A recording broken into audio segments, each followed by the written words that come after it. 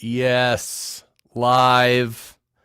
Welcome to the Podcasters Lounge. It's a Saturday evening special chill stream. Breathe easy.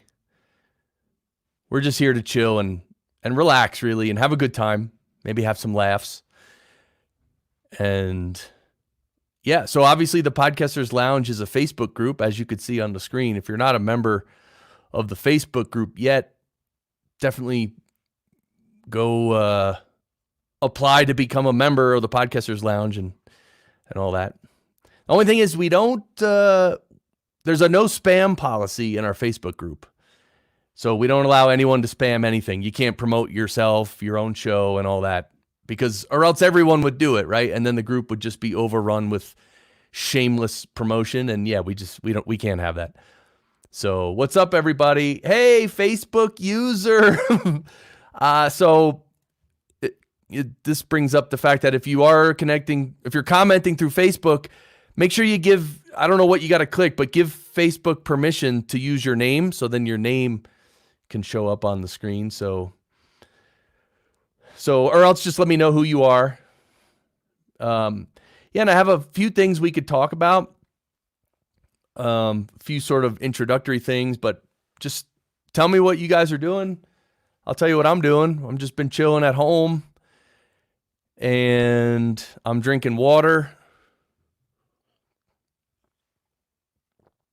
So what are you drinking? What have you been doing? I hope you're not. Well, let's put it this way. I hope on a Saturday night that you can just chill and relax and sort of not feel the stress of the current situation. You know, just sort of have some chill time in the lounge, lounge back, kick your feet up. So, all right, what are some of the things I guess I'll just make a few quick announcements. Yeah. Oh, and look at it. Wait, look.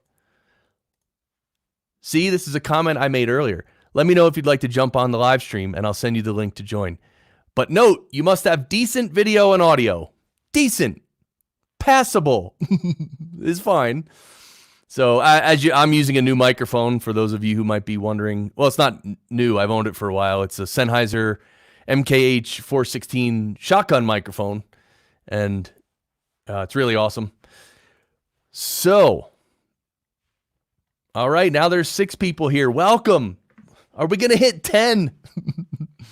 So say hello in the chat. Tell me your name, and you can even mention what podcast you do. If you have a show, tell me what show that you host. My hands are cold. Right? Yeah, well, it is winter. Went outside earlier for a walk. But, yeah, here I don't know if I would consider these announcements or what, but don't forget, I don't know if you receive my daily goodie emails, but if you want to sign up for the emails, either daily or a weekly roundup, you can go to the website and you can see right here on the right, it says sign up to receive your daily goodie. Just click on that and it'll bring you to here. You could sign up. Podcast Engineer on Twitch. I'm on Twitch.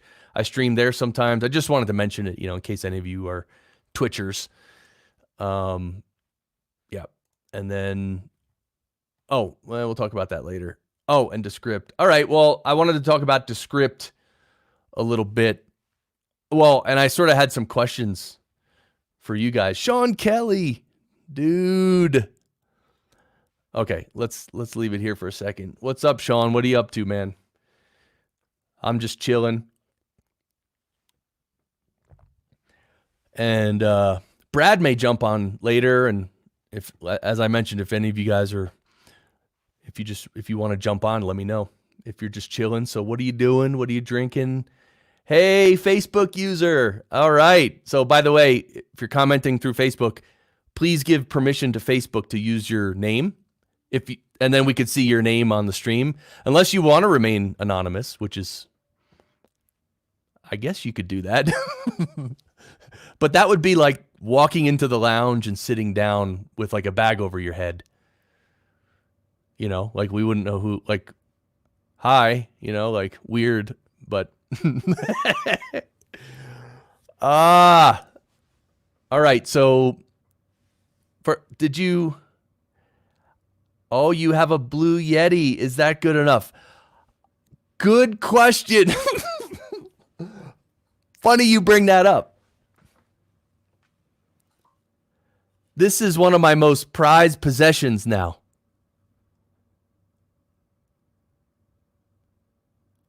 You see that? See, this is my Blue Yeti. And I can actually speak into my Blue Yeti. Hello. I need to get a boom arm to hold it up here. Hold on. Jeez. Kelvin West, what's up? Welcome. Tell us what your show is, or just say a couple things. I'd love to know. But yes, this is my Blue Yeti. And it, by the way, so just so everyone knows, Yeti is a company that makes these containers that keep your coffee hot or cold or anything hot or cold for long time, many, many hours. And oh, hey, Daryl. Yeah, so I don't know, like on the post of this video, StreamYard put something in there that says, hey, just remember, if you're commenting on Facebook, you have to give permission. And I think they might even give you a link to click there. I don't know. I've actually never done it. I should try it from that side, so then I could actually tell you the answer, but it's not a big deal. Anyway, I mean, it's not a big deal as my Blue Yeti, okay? I'm going to show this again. Look at this thing. Hello, echo. All right, no.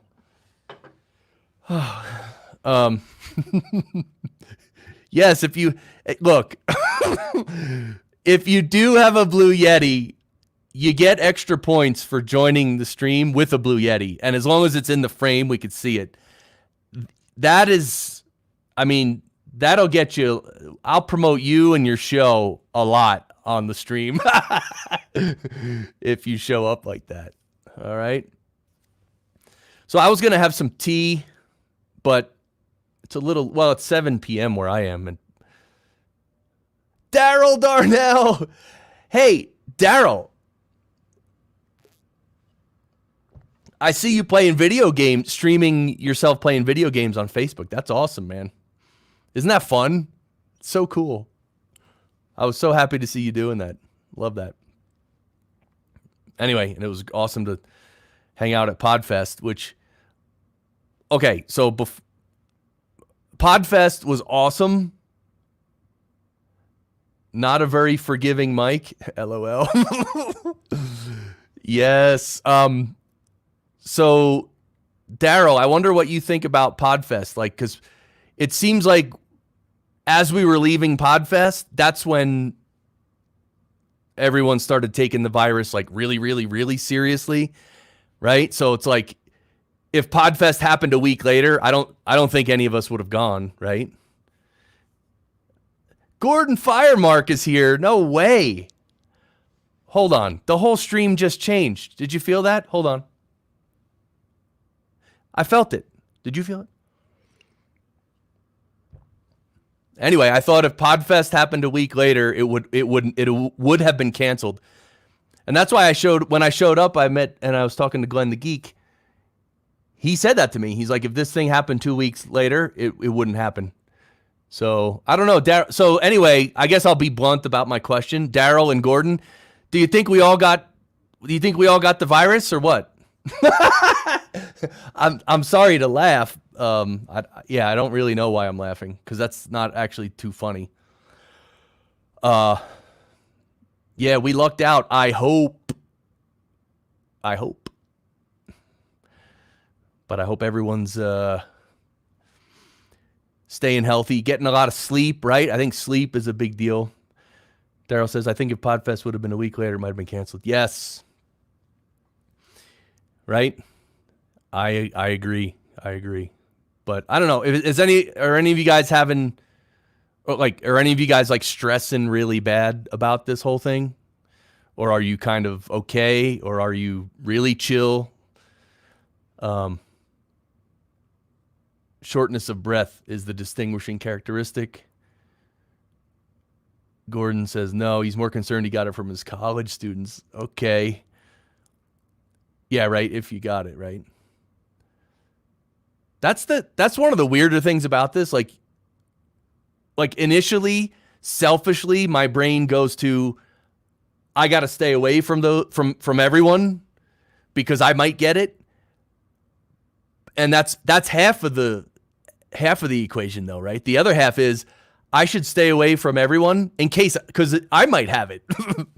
Right? So, you know what I mean? So it's like a selfish way of looking at it and a non-selfish way, but it's all, two sides of the same coin, really, I guess. Hey, Jody, you take care of elderly people in your day job, hoping you don't get it or give it to anyone. All right, Jody. So how's that going? I hope that's going okay. I hope you can stay protected. I was thinking about that. Like, what do like people who have to go work a job face to face with people, like, yeah. Well, just stay safe. And so I don't know if you guys know, but I do a show. Oh, So Far So Good. I'm happy to hear that. Very good. So I do a show called The Mystic Show, which is a podcast about spirituality. Yes, lots of vitamin C. Oh, I just realized I could be showing these comments. There's Jody Odell from Facebook. Hold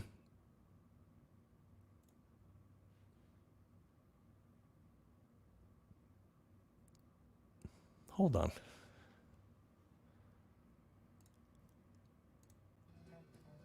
Okay. I think the music should be playing now.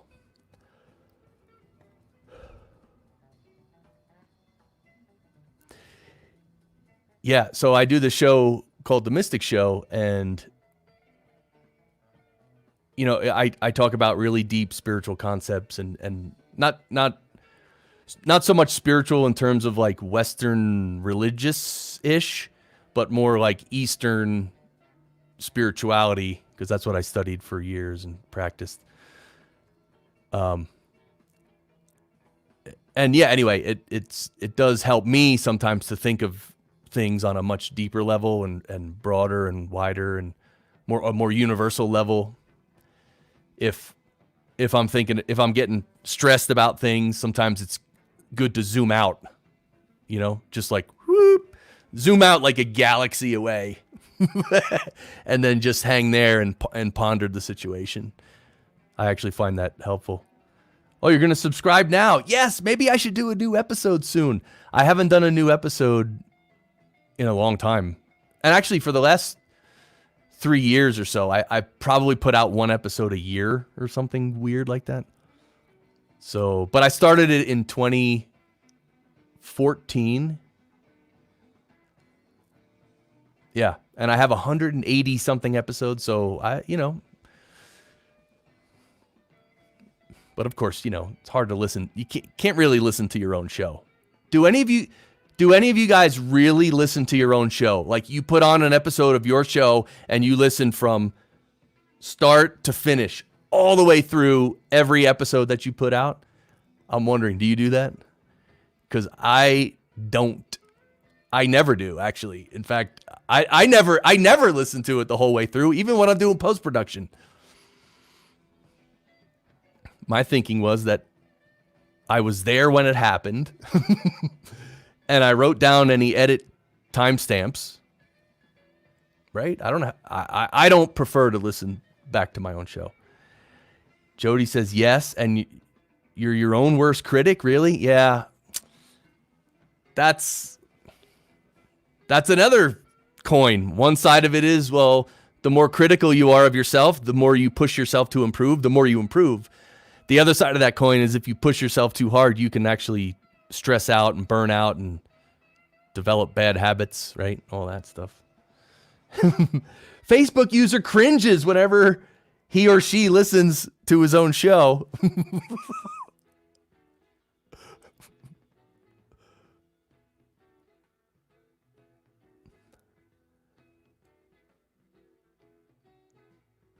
So, yeah, see, oh, you know what? I have to change a setting, and then I'll be able to hear.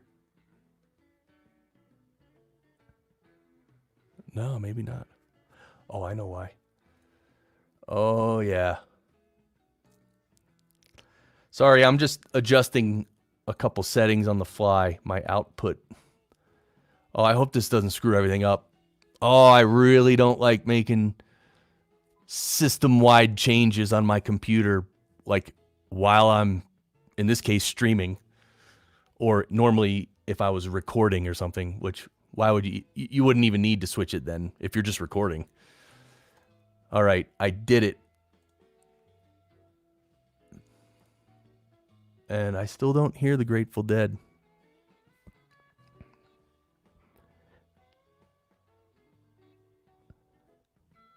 All right. Oh, it's in the background. Wow, that's really low. Anyway, if you want me to turn up the background music, let me know. But it's supposed to be really way far in the background. And I don't need to keep my headphones that loud. Wow.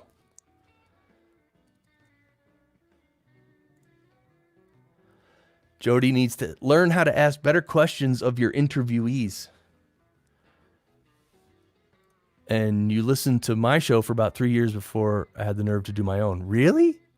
Wow. Hey, gang. Hey, Facebook user. Welcome. If you can, in the post of the Facebook video, click the link that lets Facebook show your name if you want to show your name instead of Facebook user. So you need to learn how to ask better questions.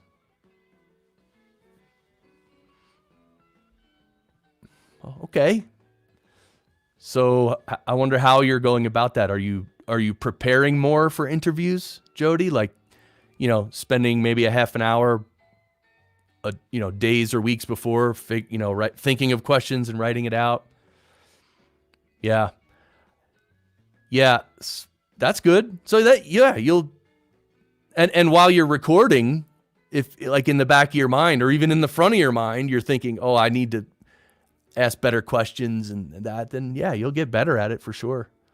And the flow as well, because the question is obviously the most important thing, but then there's like the flow of the conversation. Oh, you prepare, but basically ask everyone the same thing. Okay. And look who's here. Brian Ensminger. What's up, Brian? Got something to show you, buddy. Look at this. We're just going to hang with this, okay? The Blue Yeti. This is a Blue Yeti, okay? I'm holding a Blue Yeti. Wait a minute. You're promoting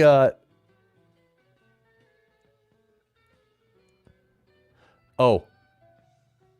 Roy Stegman. Dude. What's up, Roy? All right, man. Are you playing gigs or are you guys are? Did any of your shows get canceled? Or are you guys taking a break from gigging? By the way, I love just holding this here. If you think it's awkward for me just to, for some reason, be holding this, it's not weird to me at all. I love this, and I want to thank Brian Ensminger for getting me a Blue Yeti. So Brian, first of all, I'm 1,000% sure that since the last 6 months or so, I'm 1,000% sure that someone in the years to come is going to buy me an actual Blue Yeti and send it to me or something. If I could take that bet, all day long, 100%, because I know someone's gonna do it, and you know what I mean? Like, I don't know who, but I know it's gonna happen, and then I'm gonna have to show it and tell the whole story. What's up, Gary? How you doing, man? Welcome.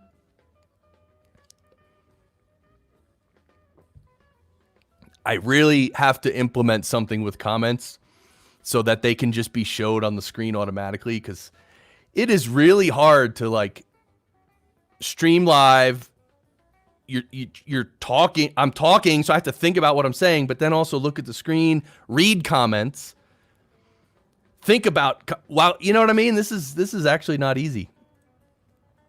You're kicking off your tour Friday in Tampa, no cancellations, dude. Rock and roll, bro. Oh man, rock and roll, dude. You better make them great shows. That's gonna be awesome, man. It's so funny, like the virus thing that's going on and how it's affecting all of us. It really, I hope people are taking this opportunity to really think deeper and more universal, like even think about life. You know, the fact that each of us is going to die someday and not that far away from now, right? Because pondering the universe, pondering yourself, pondering your own heart, like spiritually speaking, there's nothing better you can do in life than to ponder that stuff, right? And give it a little time. So,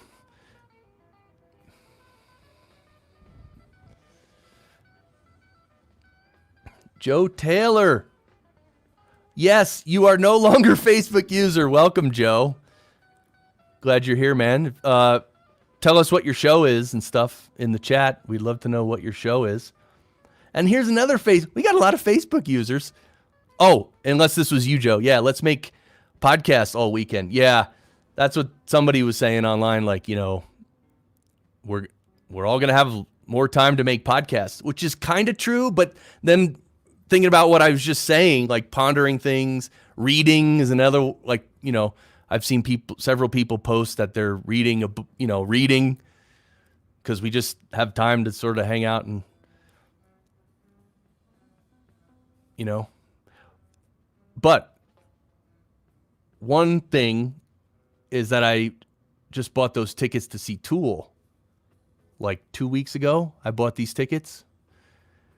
But the concert's on June 21st. I think it's June 21st in Colorado Springs. So is that going to be happening? Who knows, right? It just probably maybe even up until like the day before we won't know, right? So it's interesting. We don't know that much, right? When life, I don't know. I feel like I'm getting really philosophical. I don't want to bore you guys. With kids at home all week, maybe a little less time for production. Oh, actually, I was going to get around to that. Yes, I understand that because, like, you know, you're going to use that time. I don't even know if that's a good way to think about it when you're a parent with a family, because that's a whole different dynamic. But yeah, spending more time with the kids is wonderful. I mean, think about that. Some people might say that's one positive thing that's coming out of all this. And maybe there's a lot of positives, right? Long-term positives. One of them that I feel is, and I know this is probably something everyone's talking about, is the people working from home or being remote, right? Instead of going into an office.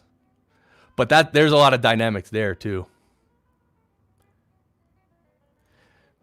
Roy says, some psychics were predicting it would disappear fast, but it's a grain of salt. Yeah, some psychics. Oh, and they were showing that quote from a book that said that too, I believe. Gary says, my kid's off school for at least 2 weeks, and we are ukulele every day for 2 weeks. Yeah. Trying to jumpstart it with all the time. Nice.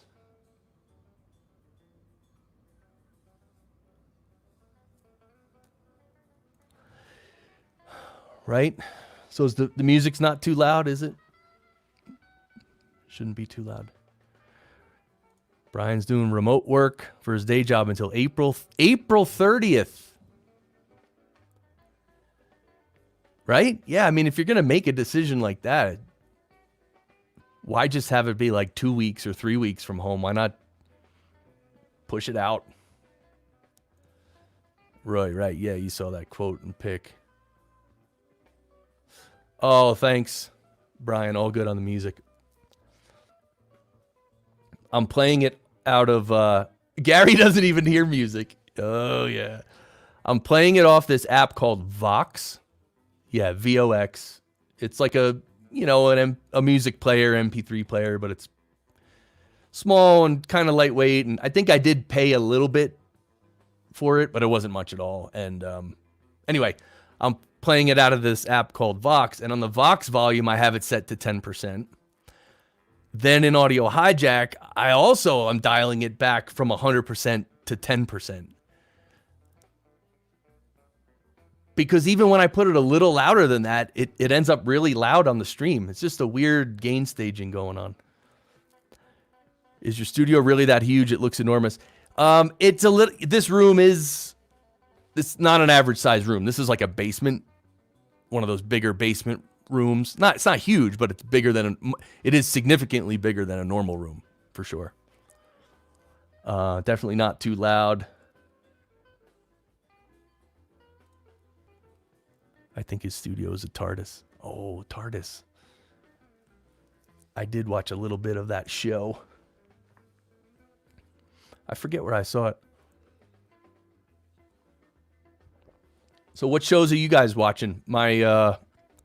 Since that whole Mandalorian show on Disney, my plan was because they were airing them, I guess, one a week, and then my plan was when it finished, then I would get the Disney free trial for 7 days and then just watch it within 7 days, right? But then I went to sign up for the Disney Plus, and even for the trial, they want your credit card. And I don't know, just the way my wife and I felt that night was like, I don't want to do that. But I might end up doing it. But right now, reruns of The Mentalist. I actually did see a few of them, or parts of that. Right? It had episodes, right? Maybe I watched an episode or two. I think I did. Yeah. Really well done. Jody, you're jealous. Your studio is literally a closet. Hey, that's great, right? Isn't it great when it's like when anyone in their life just does what they got to do something they really want to do? That's great, right? So I'm sure you're doing great, Jody. And, as time moves forward, things might change. But the closet that's a good... Closets work really well, actually. In the big picture, really. Brian, his was closet for 2 years. Dude. And Jody says it works. Yes, it works. Oh, all right. So no, you know what? Well, let me look. Okay. So this Descript, have you guys heard of this? Descript. It's a web-based app where you upload. This isn't the actual website. This is the FAQ. You know what? Let me see if I can. This is the homepage of Descript.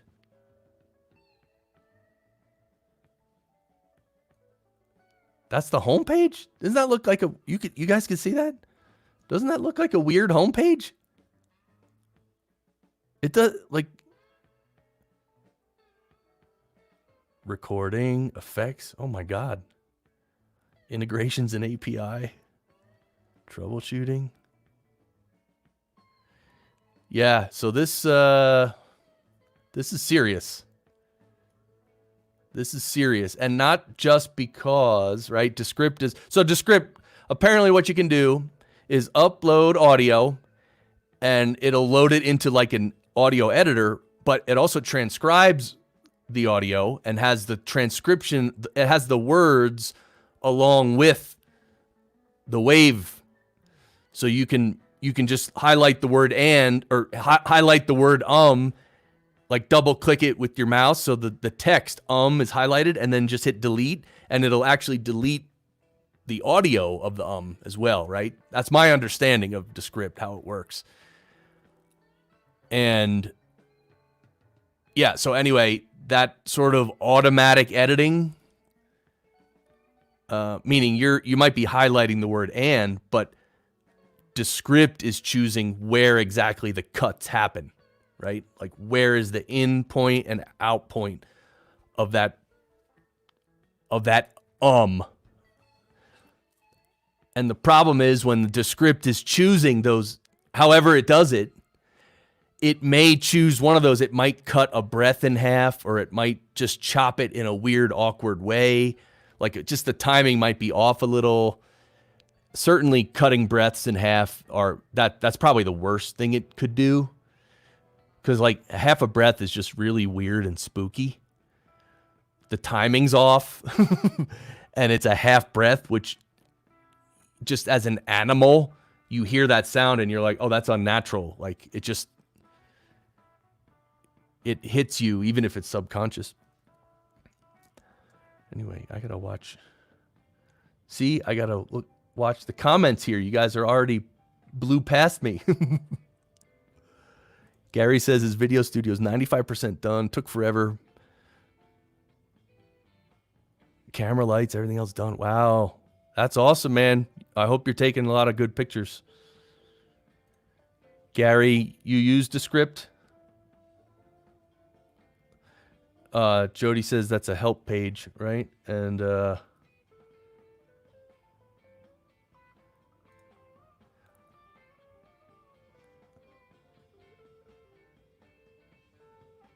Brian says, yeah, Descript is not 100% dialed in.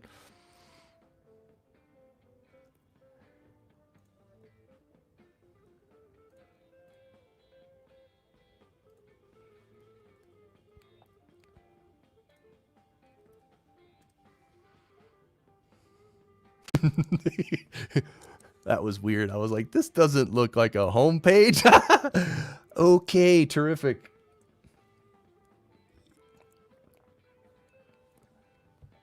It's how you make a podcast.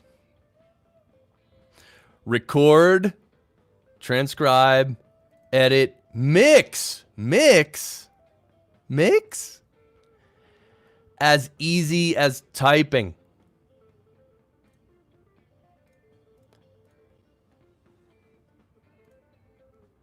As easy as typing.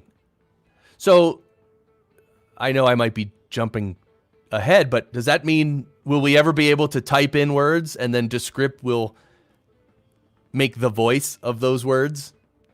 The voice sounding exactly like the person who you're editing? Right? Imagine that. That means we could all do some writing, just put it in there and it'll create our voice for us.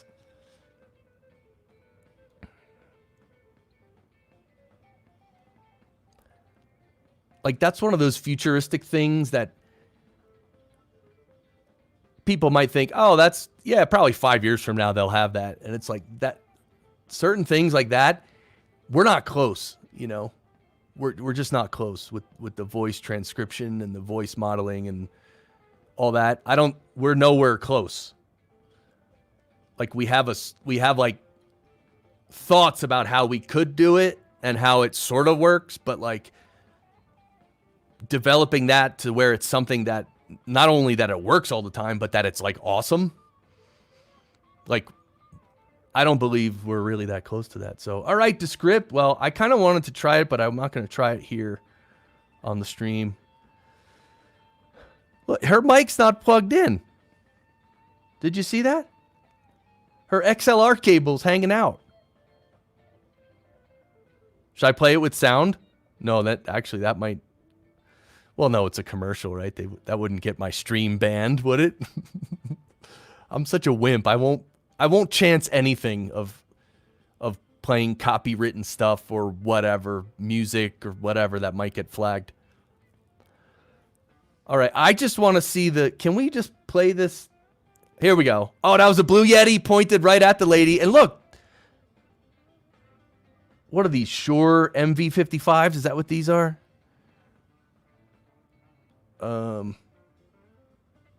We gotta go. We gotta go through this video. Let's critique this video. I think I kind of am already. Maybe we should play it with sound, right? Should I start it from the beginning and play it with sound? Or is this kind of silly? They showed it at... Yes, Brian, right? There was a session on Descript. Someone did a session on Descript. Or did someone from Descript do like a keynote or something? I missed... Whatever it was, I missed it, obviously, because I was busy working the show instead of attending the show. Make it stop, dude. The Blue Yeti. Dude, this is what we should do, Brian, and everyone here, right? Everyone here. This is what we got to do. We all need to. We don't all need to buy Blue Yetis, but we all need to create a picture of ourselves. For instance, you guys saw, right? This is my Blue Yeti for now, right? But like, literally, we should all like. For the profile pictures we use of ourselves on social media, like on your Twitter picture and your profile picture, we should all have photos of ourselves, like profiles with a Blue Yeti pointed right at it, like talking into a Blue Yeti like that. We should all do that and all have that as a profile picture. That would be funny. Well, for like 10 minutes and then whatever. Oh, my God. Oh, they sponsored Craig's session. Okay. Oh, okay. Yeah. I didn't get a chance to attend that really much at all either. The Podcast Editors Club. Podcast Editors Conference, which was awesome, right? Rave reviews all around. Everybody was happy. And piggybacking off of Podfest was really good too. All right, let's count. Here's what we'll do. Maybe not. I was gonna say we should watch this whole video, and then find make a count of all the microphone mistakes they're doing, because I spotted 2. Wait, that's it. Look, on the left, right there, you saw it, right? Like the XLR cable. Like it wasn't in the mic. It wasn't in the mic. It was like and clicked in. It was like left out hanging and down a little, like it at an angle. It wasn't all the way pushed in. Really, dude? Who is the guy who set up that shot? Oh, you love this video quality? Okay. Yeah, it's from StreamYard, 720p. It's not 1080. Oh, video and audio quality. Yeah, cool. All right. Yeah, well, I'm trying my 416 microphone finally. I mean, I've tried it before, but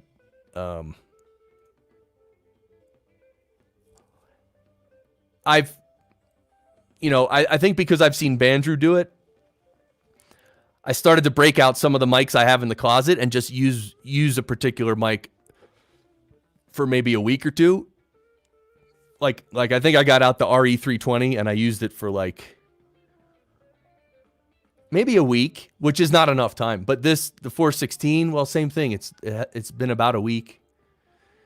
But yeah, anyway, just using a different mic for a period of time, it really helps you sort of understand the mic, understand your voice on the mic. And, just the physics of where the mic is and the angle, and then getting used to the tone of the mic. So then you hear that tone for a little while, and then you go back to a different mic and you hear that tone. And that's probably one of the best ways for us to hear different tones, right? Sometimes it's hard if you hear 3 seconds of this and 3 seconds of that, maybe back and forth a couple times. It's, if you really know what you're hearing, or if you have a lot of experience, of course you can do that. But for the average person, I would say, like, hearing a microphone for weeks and then switching and hearing another one for weeks, that's pretty cool. Facebook user. Hey, What's up, my fellow? So if you can actually give Facebook permission to use your name, if you go in the post, I think there's a link, and then you can, then we'll see your name on the screen. You couldn't hate Descript more. Such crap marketing. Yeah, I mean, I don't know how to judge marketing, but I sort of feel the same as you. Well, but I can't say it's crap. But it's like I was saying before, it's not what. Well, look, for some people it's perfect. And for a lot of people it's good. It goes by the person, you know. Now, the platform itself, it's not perfect. The technology is not perfect, right? That whole thing's not perfect, but they're innovating. That's one thing you got to say about them, right? I think. Mike Wilkerson, dude. Hey, Mike. Oh, look at you, Facebook user.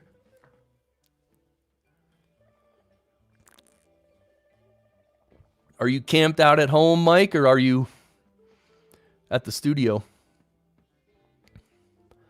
Why do you think it's crap, said Mike Wilkerson in Facebook, because there's no permission to click put up. Well, thank you. Yeah, I think you're asking Gary why he thinks it's crap, right? So, yeah, I mean, again, they're innovating, and it's not perfect, but hey, let's give it to them for innovating and improving. And again, it's for some people, some people's workflows, it'll probably work great. Other people who do it maybe in a more professional way, they won't use that, right? They won't use that tool. Like I wouldn't use that tool. I don't think I would ever use it. Now, unless I tried it and it was great and it worked, then okay, then I would use it. I'm not saying I would never use it. Oh, yeah. Oh, Brian Ensminger. That's the link you have to go to give permission. Anyway, it's not a big deal. So chillin'. And did you guys enjoy my title for this stream, by the way?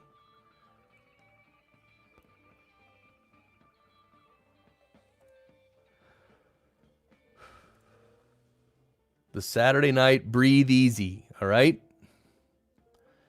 I hope wherever you are, you're chilling, relaxing, maybe having some fun, but really not stressing, not worrying. Just let all that go. That'll still be there whenever you want it. Facebook user says, I think it's spectacular. The features are extraordinary, all in a browser and a tool that any user from the smallest to largest can use, but also collaborate with. There you go. Yeah, see, that's a good point. It's not just the audio editing and stuff. Like that's why on the remember I was looking before when I was looking at the help page for Descript, there was like a million categories for help, right? Here. Wait, what the? Sorry. Yeah.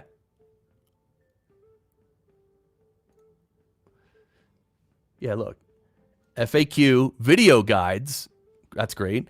Project organization and drives. Well, there you go. Sharing files. Transcription. Yes, we talked about that. Script. Well, there you go. You could maybe you can cut out whole sections and move them around. You know, move question number 2 to between questions 6 and 7, right? Timeline and multi-track, dude. Multi-track is serious, right? Yeah, it's not. Multi-track that's good that they have that because a lot of people want that and need that for sure. Recording, all right. Well, you can record with it. That's pretty cool. I wonder what that's like. Is that more like a solo version of Zencaster and Squadcast or something? I don't know. Overdub. You can overdub. There you go. So here's what you can do. And I really want you to see my face as I tell you this. Here's what you can do. Since you can overdub, record your voice of your episode. Oh, I'm still showing the comment. Record record your episode, and then what you do later is go back and overdub a guitar on top of it. So just grab a guitar and then hit record and playback in Descript, and Descript will play you talking in the podcast episode, and then you could just jam on a guitar, just jam, and then then you could mix that together later. Jamie Ricci, you made it. Wow, happy to see you here. Hope you guys are doing good and well and healthy.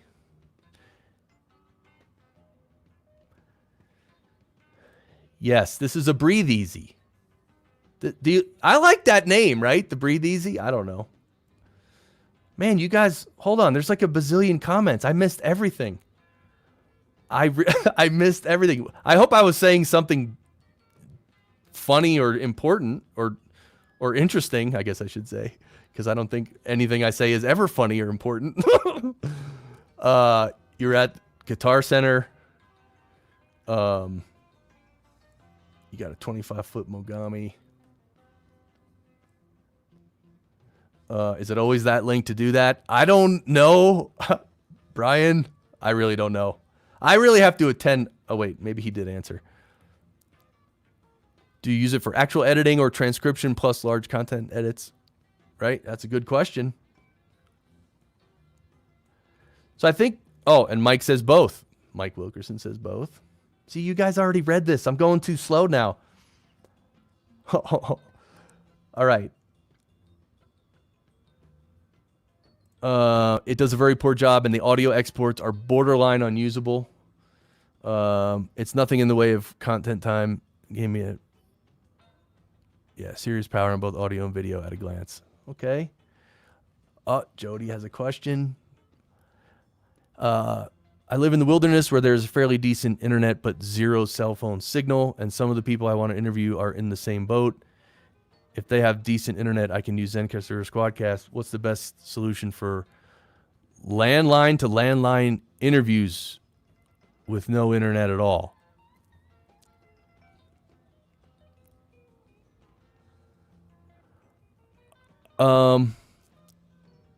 Well, the way I usually connect people to record, if they're going to join on a landline phone, I usually just do it through Skype. So with Skype, I have, I put like $25 into Skype, and then you're allowed to actually, from your Skype, you can call an actual phone. So that's what I do. I just have the guest provide their landline number, and then I'll call them from Skype, and then I'll just record them in my computer. Yeah, and the other thing is, well, yeah, landline, but in the beginning of the, you said you had fairly decent internet, but zero cell phone service, right? So landline would work. Yeah, decent internet. If there's decent internet, you can definitely use Zencastr or Squadcast, for sure. I mean, even if there is some glitching while you're recording, it's most likely not going to be there in the playback. So the conversation might be a little choppy, but the final recording it'll sound fine. But of course, a choppy thing might cause you to sort of cut each other off or step on each other. So that's a little weird in editing. Sometimes you got to slide things apart if you talked at the same time, or, it's like, oh wait, what'd you say? No, you go. Okay. And then the person keeps going, right? Okay. Hold on. Breathe Easy is a good title. Thank you.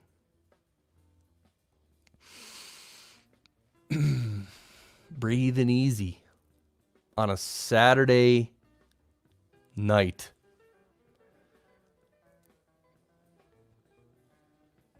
When the world is in a very interesting state. Stock markets went down a lot. Crypto went down a lot. I'm sure you guys know all this. Okay, comments like their own. Hey, buenas noches, manito.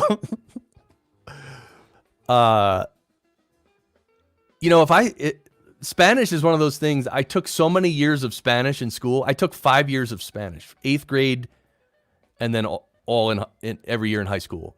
And like, I surprised myself when I sort of try to speak Spanish to people. Like, I remember a lot of words, lots of grammar. Like, I'm almost, fluent. I shouldn't say that. I'm halfway fluent or less. I'm still not really close to fluent, but just knowing some words and like, whether it's a cab driver or an Uber driver.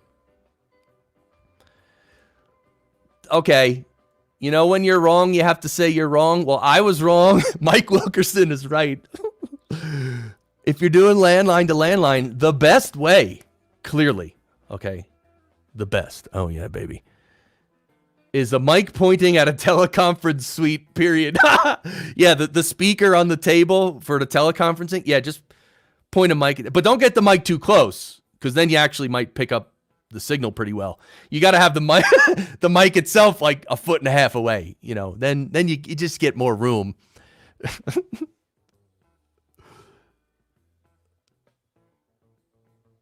Landline to landline isn't Skype, homie. Tried Skype. Oh, you tried Skype. No bueno. All right, Skype. So, okay. If it's really that bad, Jody, maybe you could use one of those teleconferencing phone numbers. Like you can get a teleconference number, right? You can get free one almost anywhere. Well, wherever you can get them for free, I think you can actually, or maybe even the free ones record. But find one that records. And then you could literally landline to landline through, I forget which one I have. I mean, if I look at the number, I'm trying to think when I call them, because you call up a number and then you got to put in your the conference code.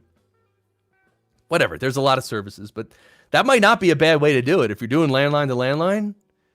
And hopefully that system has a good recorder where it just records. And see, the fact that it's phone call audio and recorded at such a low bit rate and stuff, like it doesn't create a big file and it doesn't cause much it doesn't take up much processing power. So it's easy to do. So hopefully they could record it straight with no glitches and no nothing. And then, then these services, you can also download the file. So then you would download the file and then bring that into your software. Oh my God. All right. I'm going to speed through the comments. This has never happened to me on a stream. Maybe because there's never been 7 people here before. I'm getting mobbed. Okay. Yeah. Well, Jamie, clearly the mic on the table has to be a Blue Yeti, but I'll take this time to, again, show the greatest gift I ever received in the world, my Blue Yeti thermos. Okay. Yeah, see, it says Yeti. Isn't that cool? Oh, wait, what happened?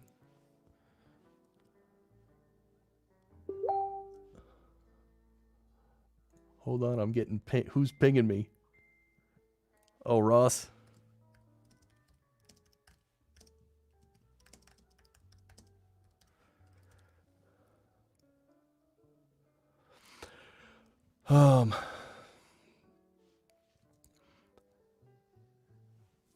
All right.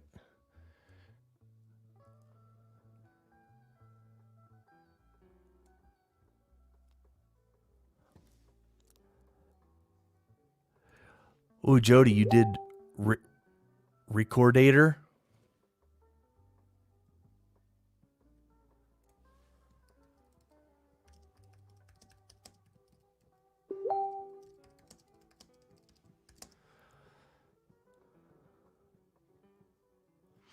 All right, I'm just going to give Ross the link here. Hold on a second.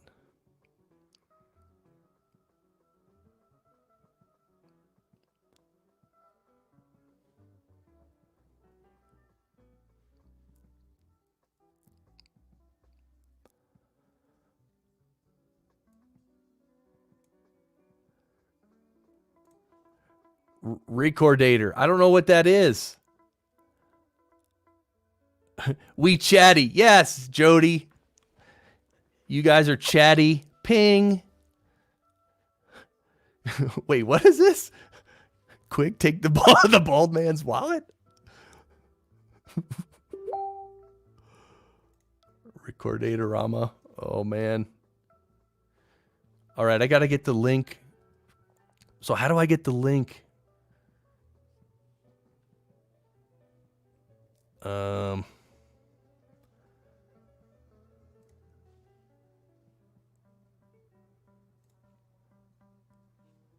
No, that's the settings.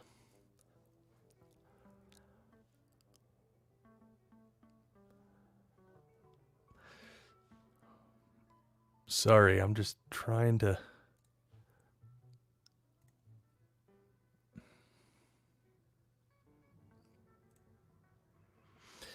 I'm just trying to get this link.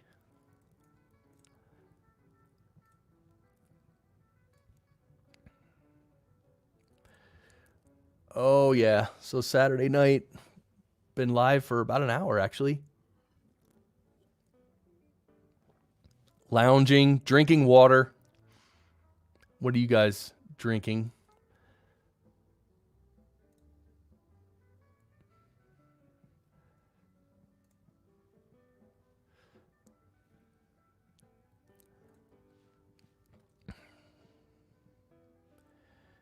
This is so weird. I can't find where to get the link from.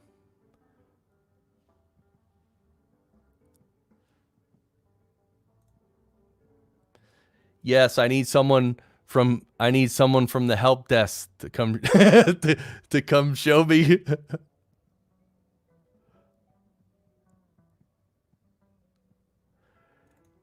Hey, Fresher 13, you're here. What's up? Welcome. I'm trying to figure out the 404. Hello, Facebook user. Glad to. I'm happy you're here. If you want us to be able to see your name, make sure in the Facebook post you give Facebook permission to show your name, or permission to whatever. Permission, yeah, to show your name when you comment. Diet Cherry 7-Up over this away. Diet Cherry 7-Up. What's the one? Isn't there like a Cherry Mountain Dew or something? What was that one called? Wasn't there a name for it? I mean, I didn't drink it that much. I just had it like a couple times, but that's what that reminded me of.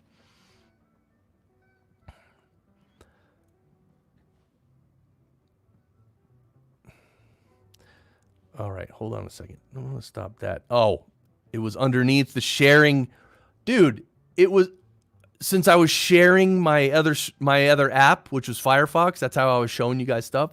I was in StreamYard, I was sharing Firefox with you. And there's on the bottom of the screen, there's a little pop-up that says you're sharing your screen, and then it gives you a button to stop sharing, right? Well, that was covering up the invite button, which is what I need to click to get the link to give to Ross so he can jump on. And I just did that. So, oh man. Okay, terrific. He likes getting Fountain Diet Mountain Dew with Fanta Strawberry. Fanta. That sounds good. What do we get when we go to this place called the Firehouse? And it's kind of like, I don't know, it's like they make deli sandwiches, but they, a lot of hot sandwiches. And when we go there, we get the root beer, the vanilla root beer. What is it, Barks root beer? But there's like a vanilla flavored root beer. That's kind of interesting. Congratulations, that means you're legit.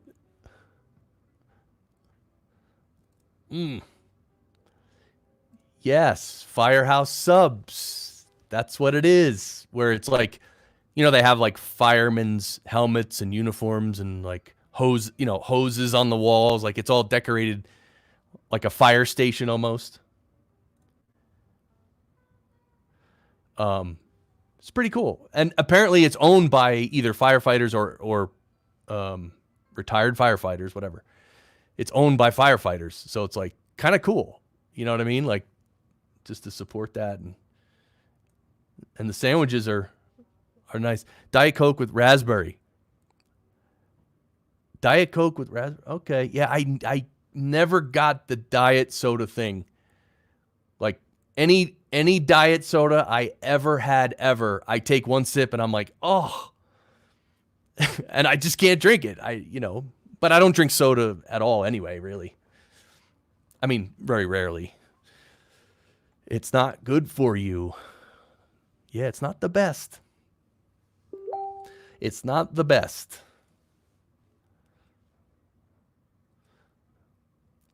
I should share my screen again.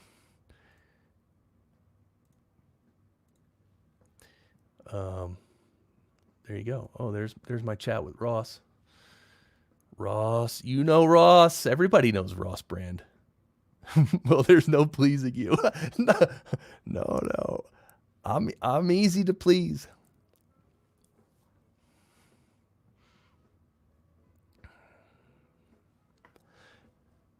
Anyway, by the way, just everyone, just make sure if you're posting in the Podcasters Lounge Facebook group, don't do self-promotion. Don't do all that because it's not allowed. The lounge is just to hang and chill, like on a Saturday night. Like when this week was a crazy week. I mean, right? Would you say in history of your life that this past week was, different? Exceptional? For sure. All right, what else did I have here to talk about? Oh, this is that video. Hold on. Oh, but I don't want to play this. But anyway, this is the actual YouTube video where it's a real-time counter of all the stats and per country, and here I'll actually just play it for a second because it has a bunch of different graphs. See, has different graphs. And this part keeps changing. The rest of it stays the same and scrolls. And then, I don't know. It's interesting. Again, I don't want to focus on it here. But anyway, it shows you by country. And there's all kinds of charts and graphs. It's like unbelievable. But more importantly, it's Pi Day, right? Which I don't like that name at all. Like Pi Day, really? But what else are you going to call it? So, by the way, I have this here. Wait, when was the first Pi Day? What does it say here? First, 1988. See, I was in the middle of high school in 1988. That's funny that they started Pi Day back then. But but I wanted to say regarding pi, and wait, let me make sure I'm not. Okay, Jamie says this week was definitely crazy. School's now canceled for 3 weeks here. Okay. Yep. Love the music. Let's hear it, Audio Boy. You do like the music, Mike? Yeah, Jamie loves Pi Day. Yeah, I love Pi Day too. In fact, we could call Pi Day by its numerical designation, but then we'd never finish saying it, Brainiac. Oh, yeah, baby. So I bought a book. I bought a book called, it's called The Golden Ratio. And it's all about the golden ratio. And that's the golden mean. That number is an irrational number, right? And pi, the number, which is 3.14159 and so on, right?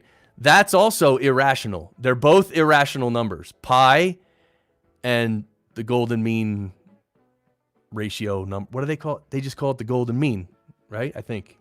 Anyway, But this book called The Golden Ratio gave all the history of it, how it was, where it came from, who discovered it, everything, goes deep into, a lot of math, right? From a high level so anyone can understand it, but, talking about how amazing irrational numbers are, what they are, right? But anyway, this book, I want to get to my point, and then we have a special guest here. This book was saying that you might think one irrational number and another irrational number, they're both irrational. But it turns out, in a very mathematical and concrete sense, the golden mean ratio is way more irrational than pi. And that's a weird concept, isn't it? It's like, and so, but there's math behind it, and it's so cool. And the whole talk about it in the book, and they explain it, and it's fascinating. But who needs the golden mean ratio when you got this guy? I didn't know there'd be math on this tonight. I did kind of go off right there, didn't I? Hey, good to see you, man. Good to see you, man. It was it was great seeing you at Podfest. The event went so fast, and there was so much going on. I thought it was a great conference, but we really didn't get much of a chance. We had a little chance to sit down and have breakfast and chat, but it wasn't like some other conferences where it seems like every 5 minutes we were running into each other or going live or something like that. Right. Yeah, you're right. I also felt the same thing, and I wonder if that has anything to do with the format of the conference, which I think all in all worked out really well, right? With all the breakouts and the pre-day conferences. What do you think, Ross? Oh, I thought it was great. I mean, I thought it was amazing. I thought there were so many different areas, whatever your niche was. If you're into, getting started with podcasting, there were a lot of options. If you were an experienced podcaster, wanted to learn more about the technical side or the industry, there were sessions for you. If you were live streaming, we had some live streaming sessions. If you were into YouTube, there was that. It seemed like social media, it seemed like every angle that you could come at this content creation thing was covered, and some really good speakers and some really good themes throughout the different what do you call them? The different tracks that they had. Yeah. So, wow. I mean, last year was my first year, and then this is my second year, and just the sheer size and volume of people and everything from one year to the next was amazing. It's like it doubled in size, but it still seemed like the friendly, family-ish kind of feel that makes Podfest, I think, what's really special about it and stands out. So I had a great experience. How did things go for you in the expo? Yeah, everything went well. We had the booth the whole time, was great. I spoke on a panel, and then I had another talk. Both went well, except I made the dumbest mistake ever. Like I literally forgot to put in my slide deck a slide for my show. Like, oh, I could. So I never basically. So here's what it comes down to. I never told the audience that I have a podcast and that maybe they might, since they came to my talk and they're interested in the topic. I mean, God, right? Probably 75% of the room would have literally subscribed in the room, right? If I had said, "Hey, I have a podcast, by the way." I thought you were going to say the dumbest mistake you made was giving me a shout out during your talk. So, all right, I could live with that one. Oh, that was so funny, wasn't it? Yeah. Oh, I love doing that. That came out of nowhere. That was so, I didn't know what to make of it. I was like, yes. I forgot how I don't know. You said something and then I said something, and then I ended up sort of like almost introducing you and being like, hey, it's the great Ross Brand is here. Whatever I said, it was natural though. It was natural. It was very funny though. It was really fun, and it was a great session, man. You got a lot of stuff in about what people need to do with audio. It was an awesome session. Cool, man. So hopefully we all didn't, hopefully we're all okay. All of us who attended Podfest. I haven't left home since Wednesday. Right? Yeah, I don't know. I mean, I assume I'm okay because I don't have any symptoms or anything, but I'm being careful.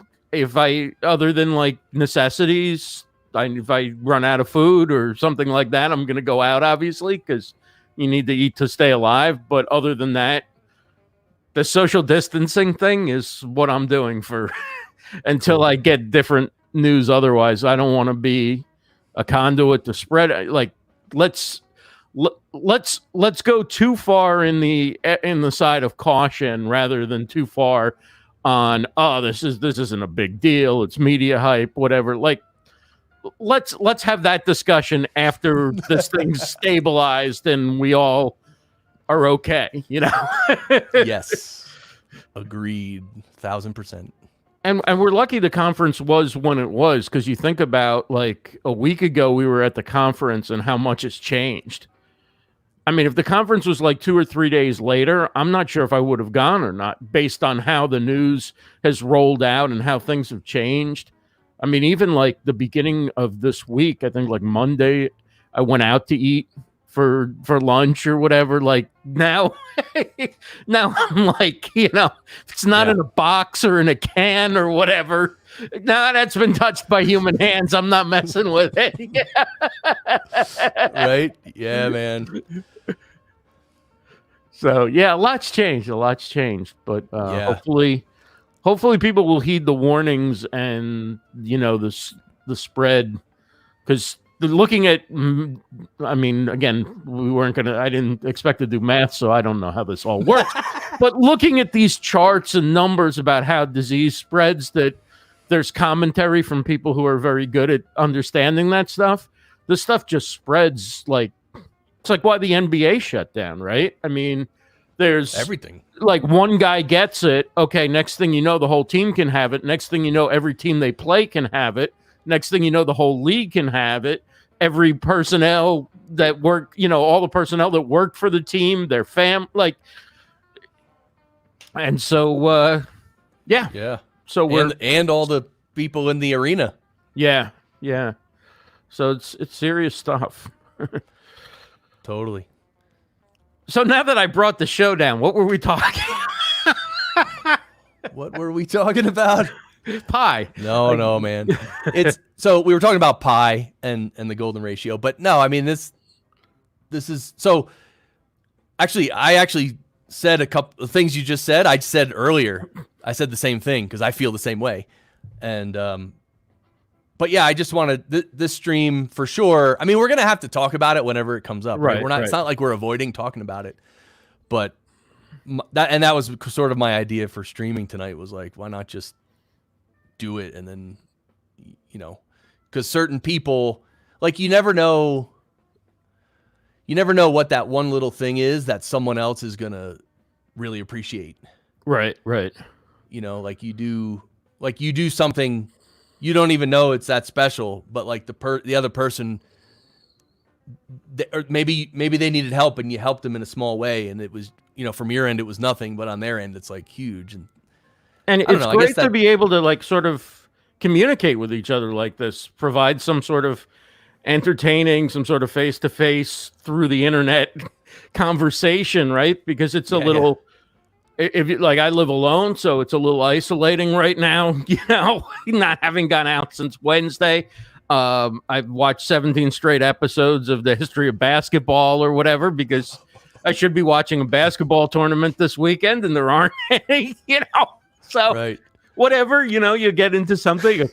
I don't watch a ton of TV, but I guess I'm going to have to find a series to binge on or something like that eventually, you know. And there's a lot of work to do and stuff too, but you got to take your mind off. Like, you can't be like watching the news all day and be like, you know, you want to keep your resistance up. You want to stay positive. You're doing what you're supposed to do or what the best advice seems to be. And then after that point, it's like, what more can I do? Totally. Yeah. Somebody was saying, I read somewhere someone was advising people or suggesting that they only look at the news in the morning. Like, look at the news, get all the updates, you know, make sure you know what's going on, and then that's it for the rest of the day. Don't follow the news at all, because that's the thing about the news. We all know if something really big did happen, you're going to find out whether you're looking at Facebook or whatever you're doing on your phone. Just in the real world, people are going to be like, dude, You know what I mean? If something really big happens, you're going to find out, right? And then you can go watch the news if you want. But as you know, not focusing on it all day throughout the day, right? I try not to check in the morning, which means if there's really big news, I'm hoping somebody messages me. I usually have somebody in my life who's like, hey, check out this or whatever, because whatever it is that's in the news, like it could be something small, but you can just start going down the rabbit hole of like, I want to read about this, I want to watch something about this, and then no work gets done. So I try not to like turn on the TV, turn on the radio, go to news websites and stuff in the beginning of the day, because that's when I figure I'm going to be most productive, and I don't want to get distracted, because I'll find something of interest there that'll be like, well, this is more fun than working. Yeah. Or so, not hey, necessarily Debbie Downers, fun. what's the standard bit rate to push out general podcast episode content for everyone? The industry standard. So are you just talking about like MP3 bit rates, like 64 kilobits per second for mono and 128 kilobits per second for stereo? Anyway, that's those are the bit rates. Those are the standard bit rates. Standard meaning it's just sort of average in the middle. And it's a good happy medium, that quality. So do you publish in mono or stereo? My show I do in stereo because I have the music. Right. And I do some other stereo. I do some almost subconscious stereo processing. Right. Some tricks up my sleeve. But yes, most of my clients publish in mono, and they have just generic, like, you know, intro music that they picked off of a website, right? So it's just like a, you know, generic little intro music for like literally maybe 2 seconds. And then the voice, the person's voice comes in and the music gets ducked down a little. So those those can be in mono because it's literally not long, and it's not music that, like, it's just music you want to present just for a little vibe. Right. It's not music you want to present so someone can listen to drums and hear things in stereo and enjoy music. Right. And they might not have the grunting and the, you know, the sing along and all that kind of stuff. Well, they don't understand how to make use of an opening or closing tune. I mean, I don't mean to brag or anything, but I think there's one of us on this stream has an IMDb profile, and I've been credited on productions, various podcast productions. And my credit is oh God, what was it? Incredibly loud grunt or something like that. Like, I'm literally credited like that. Now I have to find it. Now I'm gonna find it. Russ. It's like the hype guy on a rap song. Like, yeah. I guess that guy gets a credit too, right? I'm the guy going, yeah, 2 seconds in. Oh, there's so many Chris Currens in IMDb. I'm never gonna find. Oh, I know what I should search for. The White Vault.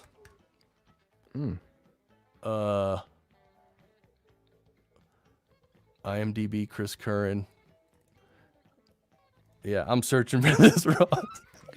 I don't know. I feel like on today's stream, like, there's been a lot more dead air than there normally is, and I actually believe, as a streamer, I really need to learn more how to pace it out. Like, you know what I mean? At times things can be high energy, but then there's times when it's okay to stretch it out and not talk for 15 or 20 seconds, right? Yeah, it's not radio, so it's okay if there's just visual, because people can just take in how great we look. And, you know, so you don't want to distract them with verbal content, right? I mean, you know, when you have the combination of stunning, like, rugged good looks that you and I have is it's having us both on screen must be driving them crazy, right? Exactly. And so now you're going to throw a lot of words and thinking at them and stuff. You're going to distract them from what they came to see, clearly. Oh my God. How many Chris Currens are in IMDb? Oh, dude, there's a lot of Chris Curran. Now I search for the White Vault, and there seems to be more than one of them. How can there be? Yeah, no, there's a TV series called The White Vault. Anyway, I'm not going to find it now, but whatever. Stunning and rugged.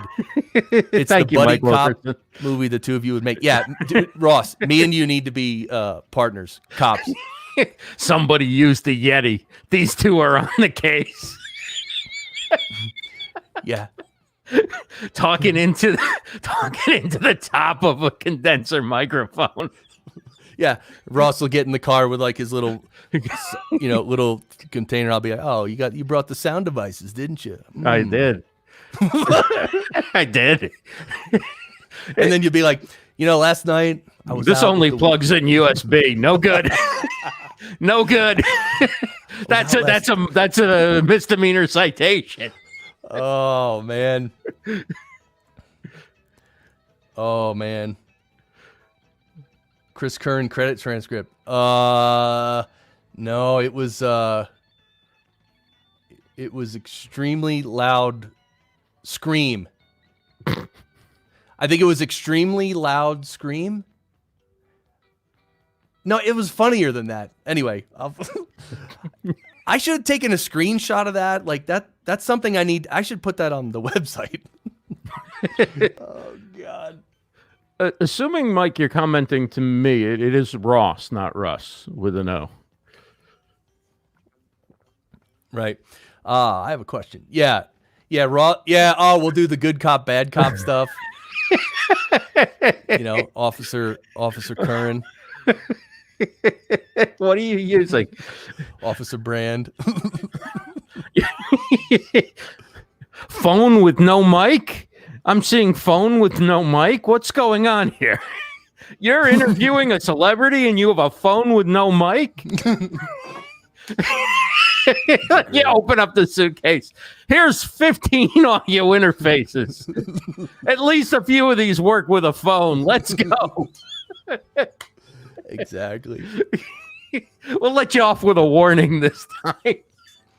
If my production company, which is called Fractal Recording, years ago when I first started it, I had an idea with a buddy of mine from back then. We had an idea to make a promo video for Fractal Recording, so Fractal Recording does podcast production, right? So it was going to be kind of like a TV commercial, like, hey, you want your podcast produced by the best? Fractal Recording does podcast production and all this, whatever. But in the commercial it was going to be someone in their shower taking a shower and talking, and that's how they were going to record their podcast. So right outside the shower curtain, you have on the grip guy holding the mic up, booming the mic over the shower curtain. And then on the toilet, you have the guy sitting. He's got the little mixer. And then you have the director there with like a note clipboard or something. And like this woman's just standing in her shower recording her podcast. And that was going to be the commercial. Really dumb, but it's kind of funny.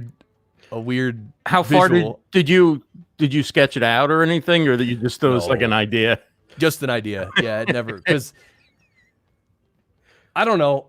I've never really had a video for any of my companies or any of my initiatives, like an overview video, right? Like I've never had one. And I know they're so valuable because like I should probably have one for podcast engineering school. So when people come there, they can literally click on a video that starts playing immediately. And that's just me within like 30 seconds telling them what the school is, who it's for, happy to answer any questions. And then, I should have that, right? It'd be great for your YouTube channel. It'd be like the first thing somebody new sees. Okay. The thing is, you could also take it from any time you've done a video where you explain what the podcast engineering school is, whether it's your own show or you're on somebody else's or whatever. You could just take something and go with it and not have to stress over like, okay, I got to produce this and whatever, because Yeah. A lot of the times the channel trailers are just taken from something else, I think. Right. I'm not saying that's better than coming up with the perfect script and production and all that, but you want to get something up right away. That could be. What is the purple panda? I don't know. Had a couple fall on my desk recently. Purple panda. Is he talking like don't eat the brown acid kind of thing, or? Oh, we're going back to Woodstock, huh? Oh man. Because otherwise I would have eaten them. It's a good thing. Hey, did you go to Woodstock in '94? The whatever. I didn't. I didn't. Yeah, neither did I. But that was, I think Metallica was big there, and I mean they were big at the time, and there was a lot of bands there. It was, but then when they started throwing all the mud, yeah, they were throwing mud onto the stage at the '94 one. I believe so, and I think it got really bad. Like it wasn't funny anymore. It was like kind of nasty. They didn't have the brown acid. They just threw mud and acted like animals or something. I don't know. I didn't go, and there's probably what were those MTV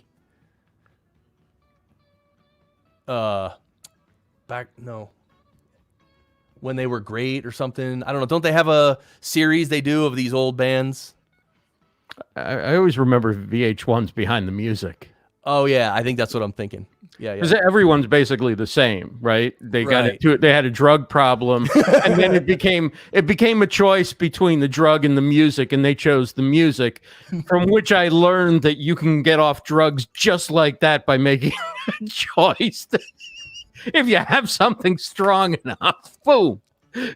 But that seems to be every story, right? Like I was either going to go to jail or I was going to be able to have my music. I was either going to whatever. That's it.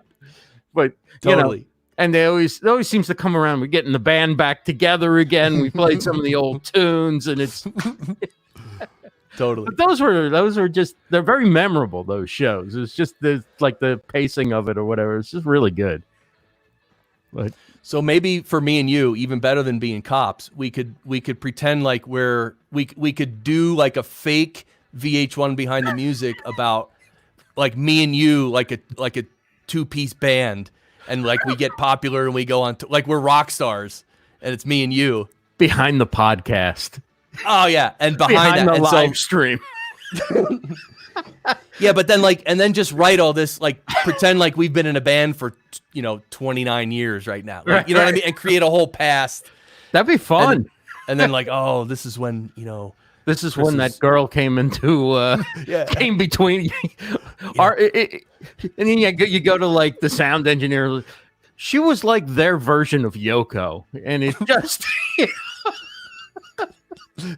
eldest. What's up, bro? Welcome. Mike, what is this purple panda thing? Tell me more. I'm curious. Mike Wilkerson. I don't know if he's still here. So welcome everybody to the lounge. If you're new here, please comment, tell us your name, and you can even tell if you host a show, tell us what show. We're just here hanging out in the lounge. Like that's all we're doing. Nothing. We're not doing anything else. Eldest is doing good. Yep, we're all doing okay so far. Yeah, so glad you can join us. Saturday night,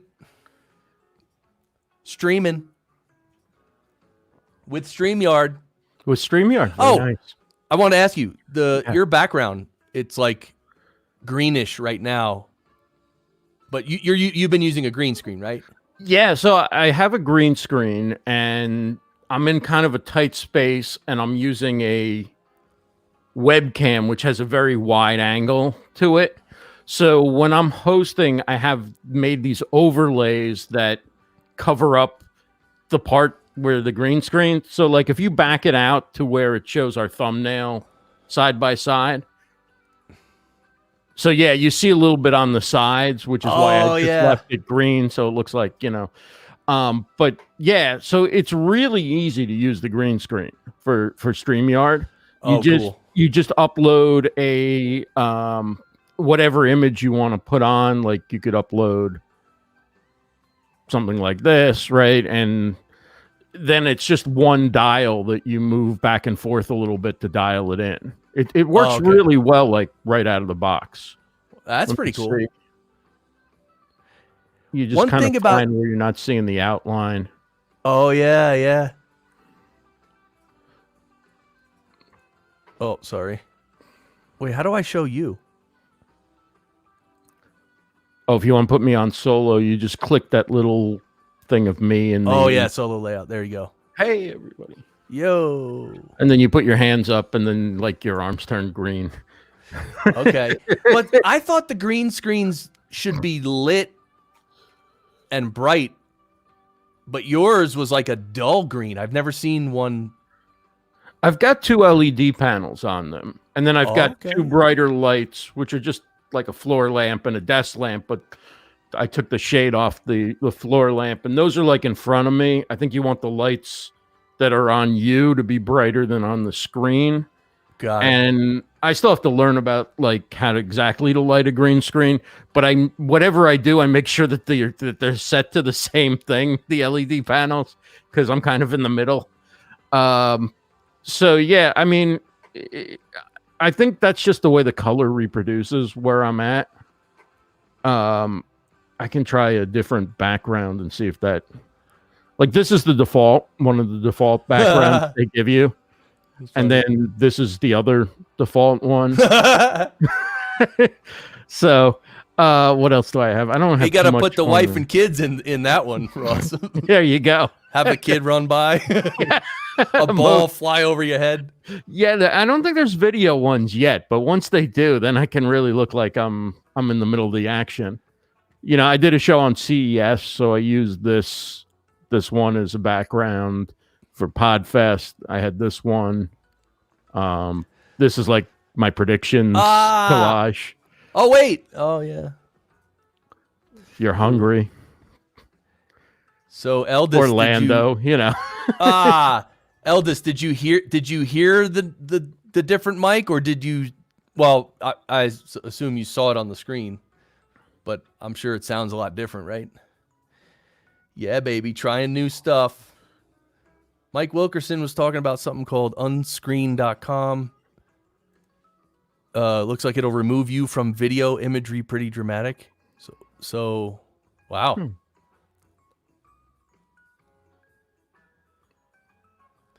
Yeah, just has to be lit evenly. Even is the key for GS. What's GS? Green screen. Oh.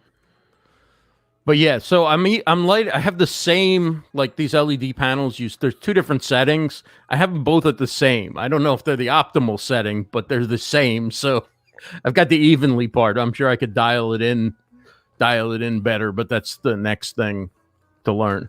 I didn't have a green screen before StreamYard added this, and so it's kind of cool. Yes, Chris hitting the vodka again. I drink this much vodka. This thing holds probably 24 ounces. Cheers. Or more. Cheers. Oh yeah. Cheers to everyone. And this is not vodka. This is water. This is water as well. Because I would I'd never drink on camera. Looks good, dude.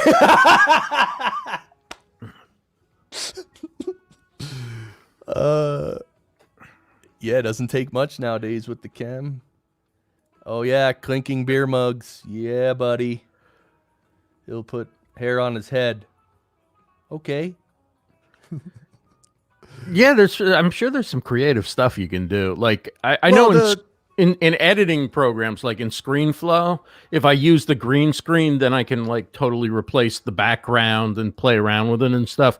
But I don't have enough experience with dialing in all the settings yet to make it look as good as just turning on the StreamYard setting right out of the box, which is pretty well dialed in considering, you know, you don't have to download anything, or there's really not much of a learning curve for it. Totally.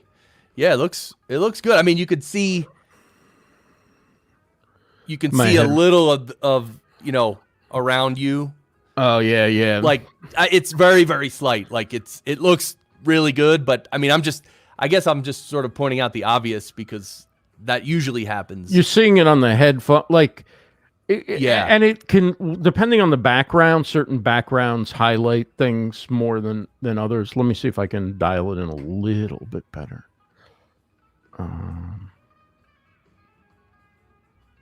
Worse. It's so cool. Is that might be a little bit better on the headphones? Like you're not seeing it go blurry when I A turn little my bit. head. Yeah, that's good. I mean, it's like I said, it's not perfect, but it's really, really good for sure. Yeah, yeah.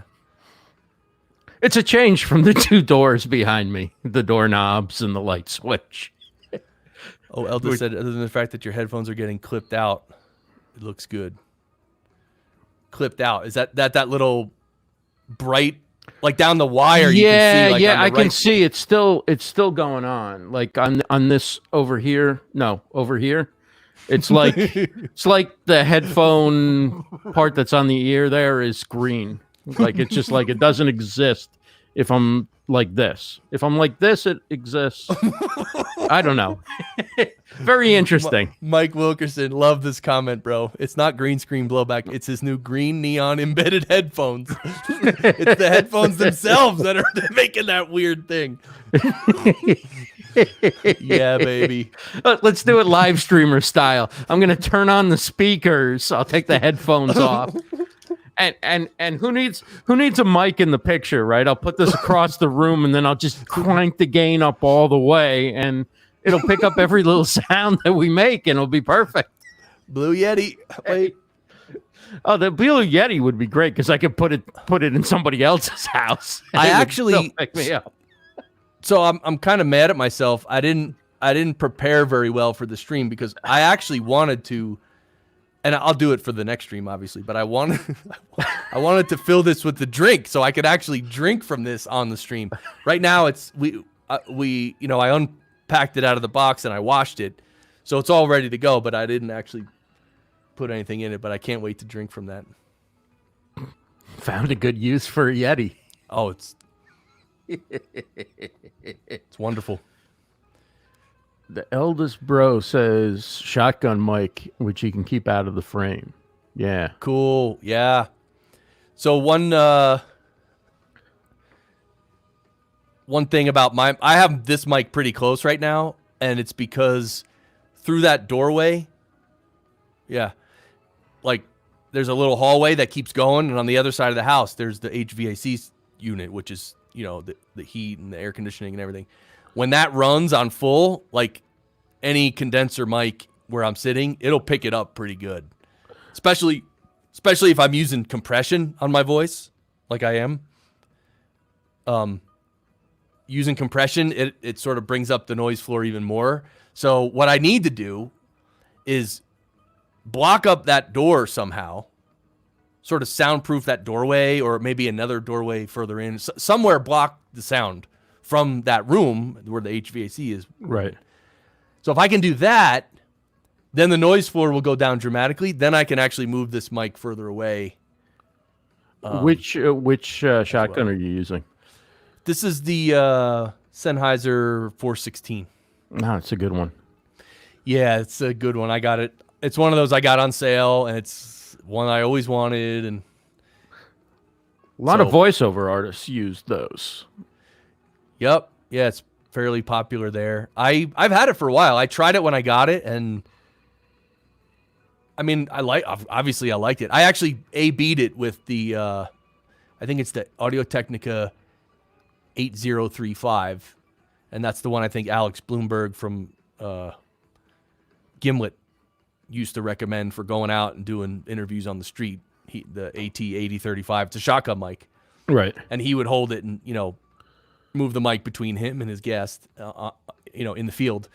Anyway, that mic I have and this Sennheiser 416 I have, and I A/B'd them, same position, same recording level, same voice, and I was actually a bit shocked at how big of a difference it was.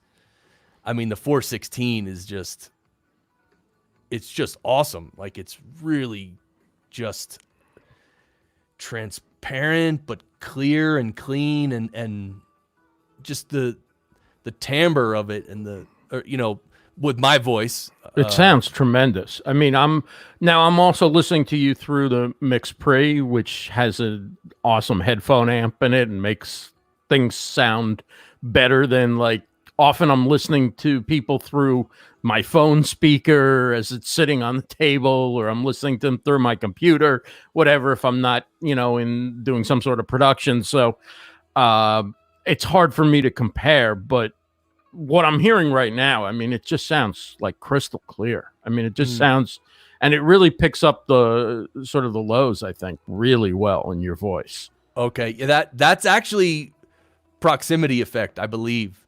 It's because of how close I am. Oh, let it work for you. Let it work for you. Warmth. I'm a huge fan of proximity effect. Well, but you got to try it both ways. Right. Because even, the proximity effect usually helps people sound more full and more bigger and stronger, kind of thing. Right. But for some people, it makes them sound muddy, right? So right. You have to decide with your voice, with a particular mic, does it sound better being close, or is the tone better when you're real close or when you're a little further away? Right, so. Right. Like Electro Voice engineers their mics to get rid of the proximity effect, which is why you can be a little bit off axis too, and it'll still pick you up. A lot of talk radio people who are like, let me take a look at this. All right. I'm doing that. Like, they can use the RE20 and still sound pretty full whatever they are, as long as they don't think they can talk through the side vents. Yeah. Okay. Yeah. Sometimes I'm watching Rogan, and he literally is, he has it almost pointed straight up, and he's usually talking over it. He thinks it's like a condenser. It's not bad. It's not bad, but that's sort of, like you said, getting a little, you're going a little too far, but he's not going too far, but you know what I mean? Right. It does affect how he sounds. The eldest bro says Deity S Mic 2, about 14 inches away from me in a semi-treated room. That's cool. What happens when you move the shotgun out of the frame? Well, if I were to do that right now, if I moved my shotgun out of the frame, I'd have to crank up the preamp a lot, and then that would make the noise floor, the HVAC noise a lot louder. Yeah, 1 foot or a foot and a half, dude, to change the sound completely. 2 feet, oh my God, forget it. So that's what happens. Sound blanket on a curtain hanger pole. Yeah, I might try to do something like that. I kind of I would love to be able to create something that can be like not soundproof, but like almost like a wall. Like instead of that big doorway right there, like let's say I did just sheetrock it on both sides and make it a wall with a door. So then if I had that, if it was a wall and with a door, then I could shut the door, and then all the HVAC sound wouldn't come in the room because it's a wall with a good door. But if you just hang something if you hang a blanket on a curtain rod or something, it's not airtight around the perimeter of the door. So quite a bit of sound is actually going to get through, but it will stop a lot. It will stop a lot as well. I want to say it'll stop a lot, but it'll stop some amount, but not all of it. And so, but I should probably try that. Small changes to your environment and like even where you position yourself and stuff seem to make a difference that I didn't expect how big the difference would be. Does that make sense? Like adding the green screen has made a difference because I have to sit back further from my desk, which is in a more confined area where there's like some blankets on the side. So that sounds different. I've added a lot of metal with these, like with some tripods, and the green screen has a lot of it makes a little difference in the sound that I didn't expect. I can't describe what the difference is. It's kind of subtle, but it makes a difference. Does that make sense? Yeah. Now that it didn't actually strike me, but I think, your voice on your mic sounds good. Sounds, maybe a little better than it was. You think the screen tamps down a little yeah, echo or something. The screen will disrupt the reflections and also absorb some of it, depending on what it's made of and all that. But that, yeah, putting up anything like that will make a dramatic difference in the way the sound reflections bounce around a room. Right. Because that's what you're dealing with. It's like water, you know. It's like touching water. Circles go out in every direction, and they just bounce and they go through, go around things. And right. yeah, but that's cool. Yeah. Sounds great through your HD6XX on O2 amp. Okay, so the O2 amp I'm not familiar with, and the HD6XX, is that an actual model number? So you got me curious, Eldest. Mm-hmm. So, yeah, see, the Eldest is watching on Twitch. Ross, you been on Twitch much? I stream to Twitch when I do my shows, but I don't expect that anybody's watching me on Twitch. Like when I do the StreamYard shows, I include Twitch just to show people that StreamYard goes to Twitch. And when I do my own shows, I like the fact that it's a decent recording. So if the recording messes up somewhere else, it's like a decent quality backup. Right. In other words, I'm not expecting much of an audience on Twitch. If like one person or two tune in, like it's like, yay. But people, I mean, like I've been following that like talk seems to be growing and gaining popularity in Twitch. So you never know. Right? You never know if it'll take off or not on Twitch. But not a lot going on for me on Twitch right now. Yeah, as far as a platform goes, it's just an amazing platform in so many ways, and the most important might be the fact that a lot of the younger people are really into Twitch. So like, they're getting in that habit of Twitch, and so like maybe YouTube for us, maybe it's Twitch for them, right? Right. In their age range or whatever, So anyway, what I'm saying is because the product is so good, people stick around, and then, audiences grow, and it just becomes really established and rock solid. I think that's where Twitch is, right? For sure. I think so. And I think this kind of show, this kind of broadcast works really well for Twitch too, because it's people hanging out. There's a lot of dialogue with the chat. It's a little bit of explaining kind of behind the scenes, what's going on with audio. Like, I think if you're doing like a really highly produced, like, 10-minute segment here and a 10-minute segment like, I don't know that people go to Twitch to passively watch, right? So I think this kind of format, and you could even probably be doing some audio production. Like you were one day, and I just tuned in and was like, and then I think you and Bandrew were chatting a little bit or something, and I was like, the dynamic processor plug-in or something. I forget what it was. I was like, but I ran that, and it was great. It cleaned up my audio totally. I was like, I feel like such an adult here. I was like, I'm learning that, there's life after live. Yeah, that's cool, man. So people dig that kind of stuff, and I think Twitch is great for that, Right. Well, I hope. Yeah, I mean, we'll see. These streaming services, in the end, they're just tools. Right. And so hopefully here in the lounge, we can, it's kind of funny because I started the lounge just to do some streams. And then I'm like, well, I guess it should have a Facebook group. So I started that. And then it just like, and it's grown, and I don't know what it's going to become, but I'm not worried about it, and I'm not really trying to drive it anywhere either. Like I'm just kind of here, and we'll see what happens. Yeah. What else you going to do really in life? Right. And it's a great thing for just like, hey, it's Saturday night. We're all kind of sequestered in our homes or whatever. So let's do a lounge show. Right. Yeah. I thought one of the thoughts I had in my head, which I guess I wanted to share is that I actually thought this weekend, like tonight's stream, like I actually thought this weekend in general, people are mostly going to be running around doing stuff and getting their stuff straight. Right. And so then I thought maybe people be running around too much to tune into a live stream. And then, because my thinking was like next weekend, after a whole week of everyone doing nothing, like people might actually just be bored. Right. and be more willing to jump on a live stream next weekend because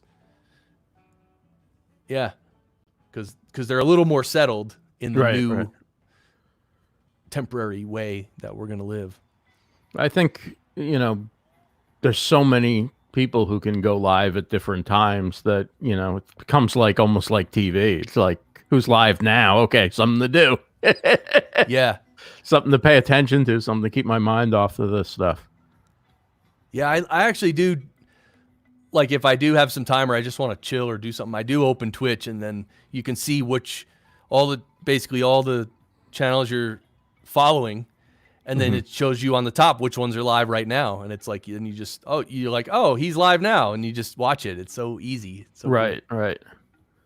Well, that's a value of going live on Twitch too. Like, even if I don't in the beginning have much of an audience, just to get on there, like have that as an option for people who may be searching for talk on Twitch. Because they have a category just chatting, which isn't where I think I go to podcasts and webcasts or so. I forget what they call it, but there's also a just chatting, and that's growing. Like that's becoming one of the most popular channels on Twitch or categories. And that's just people talking, just chatting. So we'll see. Yeah. It's so interesting. Yeah. Just chatting. Yeah. I mean, who knew? I forget what category I'm under. If you went live if you scheduled it or went live through StreamYard, you'll be in the podcast category, whatever it is, podcasts and something. Talk shows and podcasts. That's it. That's what it's called. Talk shows and podcasts. Yep. Cool. Yeah, that's where I am. Cool. Wait. Oh, no, I was going to show it. Yeah, baby. There it is. Podcast engineer on Twitch. Back soon. Most recent video.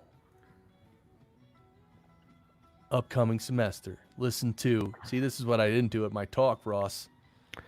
Yep. Very, very weird. And maybe that's, yeah, because I sort of did. I was working on my slides and my presentation for a couple weeks, but like over the last few days is when I sort of pulled it all together and started tweaking it up, right? Right. And then when I got there, I got Larry Roberts. He offered to help me with my slides to make them look nicer, because all I had on the screen was text. Right. Literally. And I know that's not good, but like, I mean, dude, what? So now I know in advance I have to get someone to make my slides look nice. I just don't have time. I mean, I sort of know how to do that stuff, but dude, that'll take me forever. That's the thing. I'm not a designer, and when I try and do something, like let me change color background or something on this video, and edit or whatever, and it's like 3 hours later I've tried, a couple of things, and this isn't going anywhere.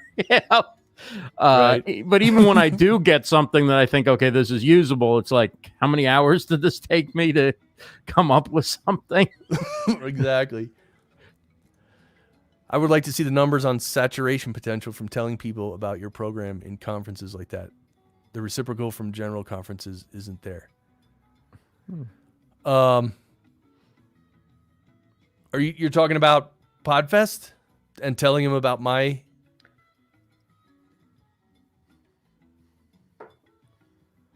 He'd also like to know about the virtual saturation post-event. My last stream was me photoshopping a gate out of a photo of a dog I took. Wow. That's what I'm talking Eldest, about. what is your channel? Am I subscribed to the Eldest? I mean, am I following? I guess I'd have to log in. You know what? Normally I log in on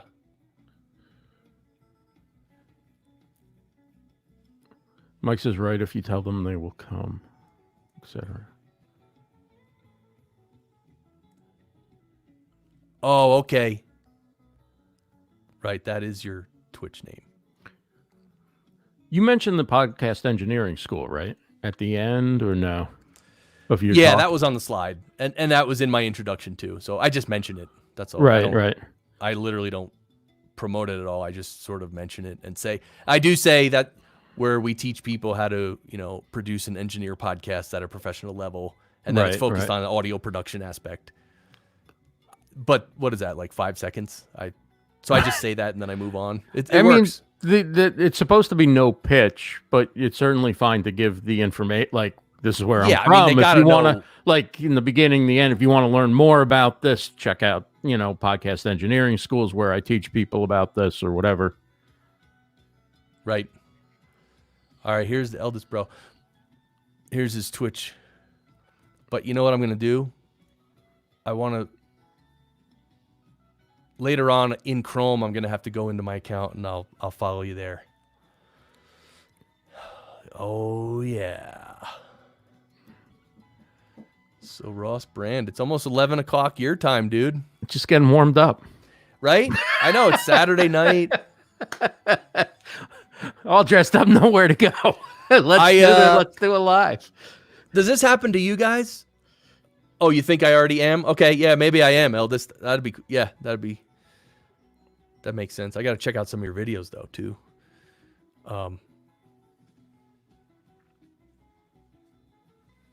Yeah, I'll log in later from Chrome. Firefox, I don't use it, and I don't really like it. I mean, it's not the worst. It's not Safari. Right? Isn't Safari a browser you just open and you're like, ugh. Like, it just, ugh. That's how I feel. Firefox doesn't work on my computer for some reason. Like, somewhere along the line, it just stopped working. Really? Okay. Have you ever tried Opera? That's pretty good. If I need a pretend guest, like when I'm setting up StreamYard and I need to check, like, how would this look when there's a guest on or whatever, I send myself a guest link and then I use Opera to come in as a guest to test it. Got it. It seems to work really well. I mean, it seems good. I don't really know the difference of it. I also have DuckDuckGo or whatever, but then I just search in Google when I really need to find something, so that defeats the purpose of. Interesting. Isn't that what it's called, DuckDuckGo or something? That rings a bell. That's like their search, like their. It's like search. a way that it doesn't track you or something. It's like my default search in my Chrome. Right, Mike says DuckDuckGo. Yeah, it seems really, really good. Eldest, I think you can post links. So yeah, feel free to post a link. I don't think I blocked links. I know somewhere that's an option. I don't remember what I chose, but I don't think I would block links. Only because of this reason. Like, I know sometimes it's like if someone if I ask a question to chat and like, what is their show? I want them to be able to put a link in so we can look at it. Right. How many places are you streaming to?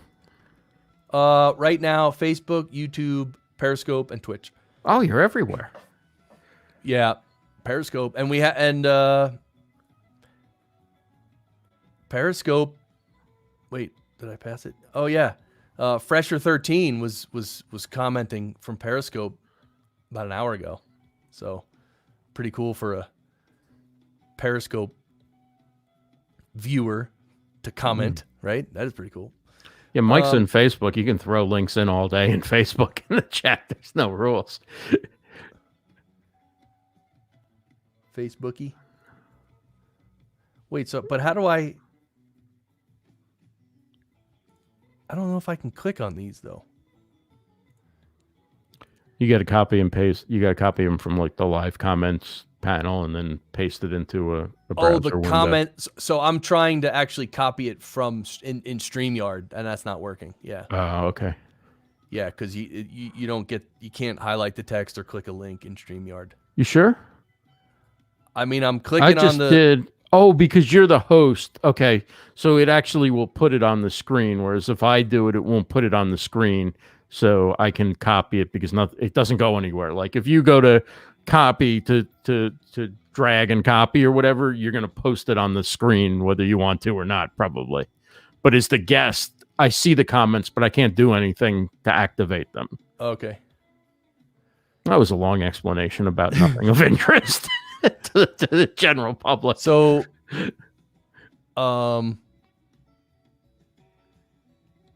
okay, this is a little bit. If you want me to copy a link, I'll copy it and then I'll send it to you through Facebook Messenger or whatever.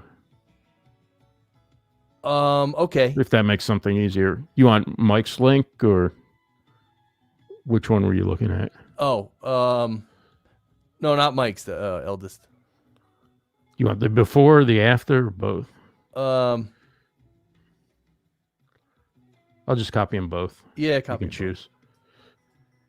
Oh, and here he is. Stunning and rugged host. Yeah, baby. Neither became linked, so shrug. All right, we'll have to do no link from Facebook. Well, no, you did. You put the Facebook link in there, right? Is that clickable in Facebook? I don't know. We'll try it later. Okay, so I just sent it from Messenger. Oh, yeah. So, Friday evening. Saturday. Why does it feel like Friday?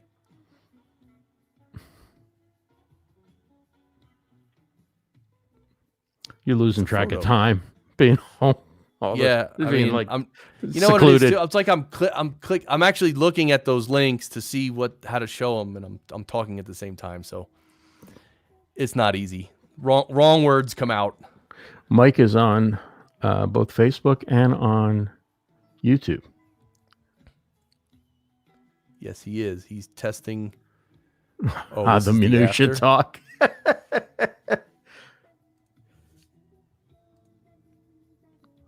Wait, what?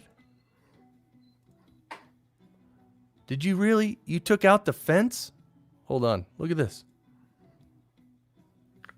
All right, you see that? Yeah. You see it's a dog. Right. And there's a chain link fence. Now, the chain link fence is gone, and the dog. You don't even know that there was a fence over parts of that face. It looks more 3D, and the eyes are a little more clear. All right, I'm going to go back to the original. That's really good. Dude.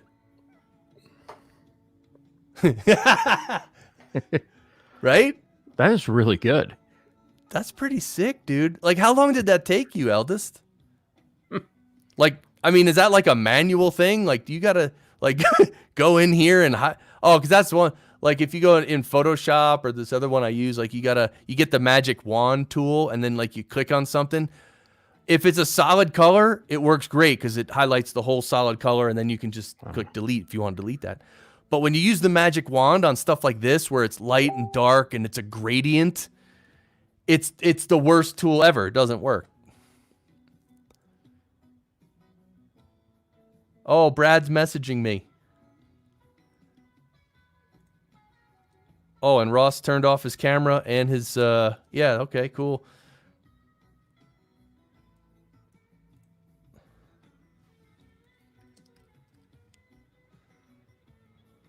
All right, Ross is messaging me, so. That took you about 2 hours, and you streamed that. So you did that live on a live stream, and then it took you about 2 hours. Dude.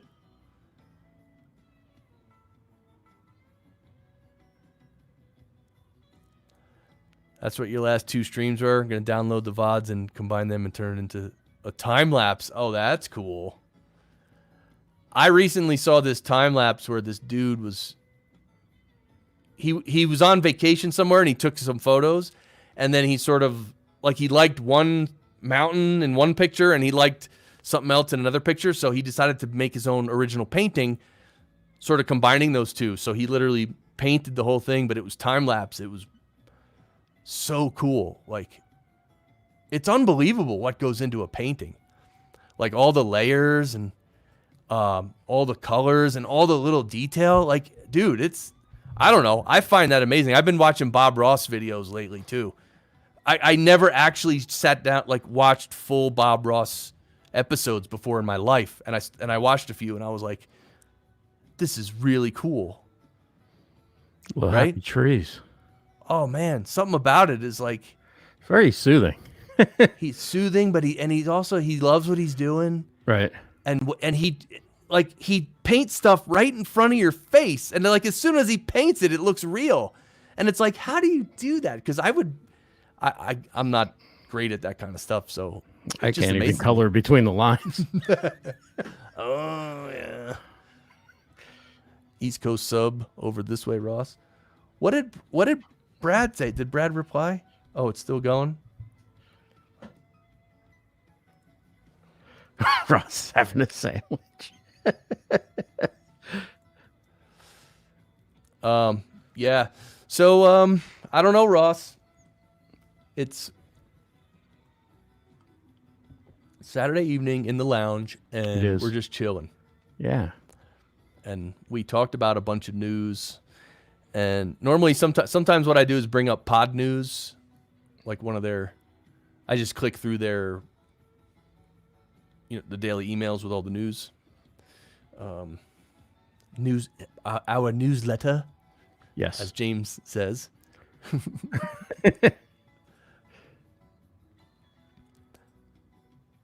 You ever meet James Cridland? I have. Oh, you have? Yeah. Briefly. I actually invited him. I thought he was going to be at Podfest, so I invited him to be a guest on the show that I was doing, but turned out he wasn't going to be there. So, but he was really cool about it. I'm going to have him on some other time. Oh, cool. He's like really on top of he's become like the media for podcasting, right? Yeah. Yeah. I know. I think he was traveling right around Podfest, and maybe I think he was in the States right before Podfest, but maybe he decided to just, there's cut some the trip New York short. conference, like some security and podcasting conference or something in New York that some of the people who went to Podfest went to, but he's based in Australia, so he was heading back during that weekend. That's right. So, have you done any of these big stories? What's that? Any big stories? Actually, I don't know. I actually haven't looked, and I don't know. He does. Oh, okay. I thought you were saying you were doing it earlier, so it's just like.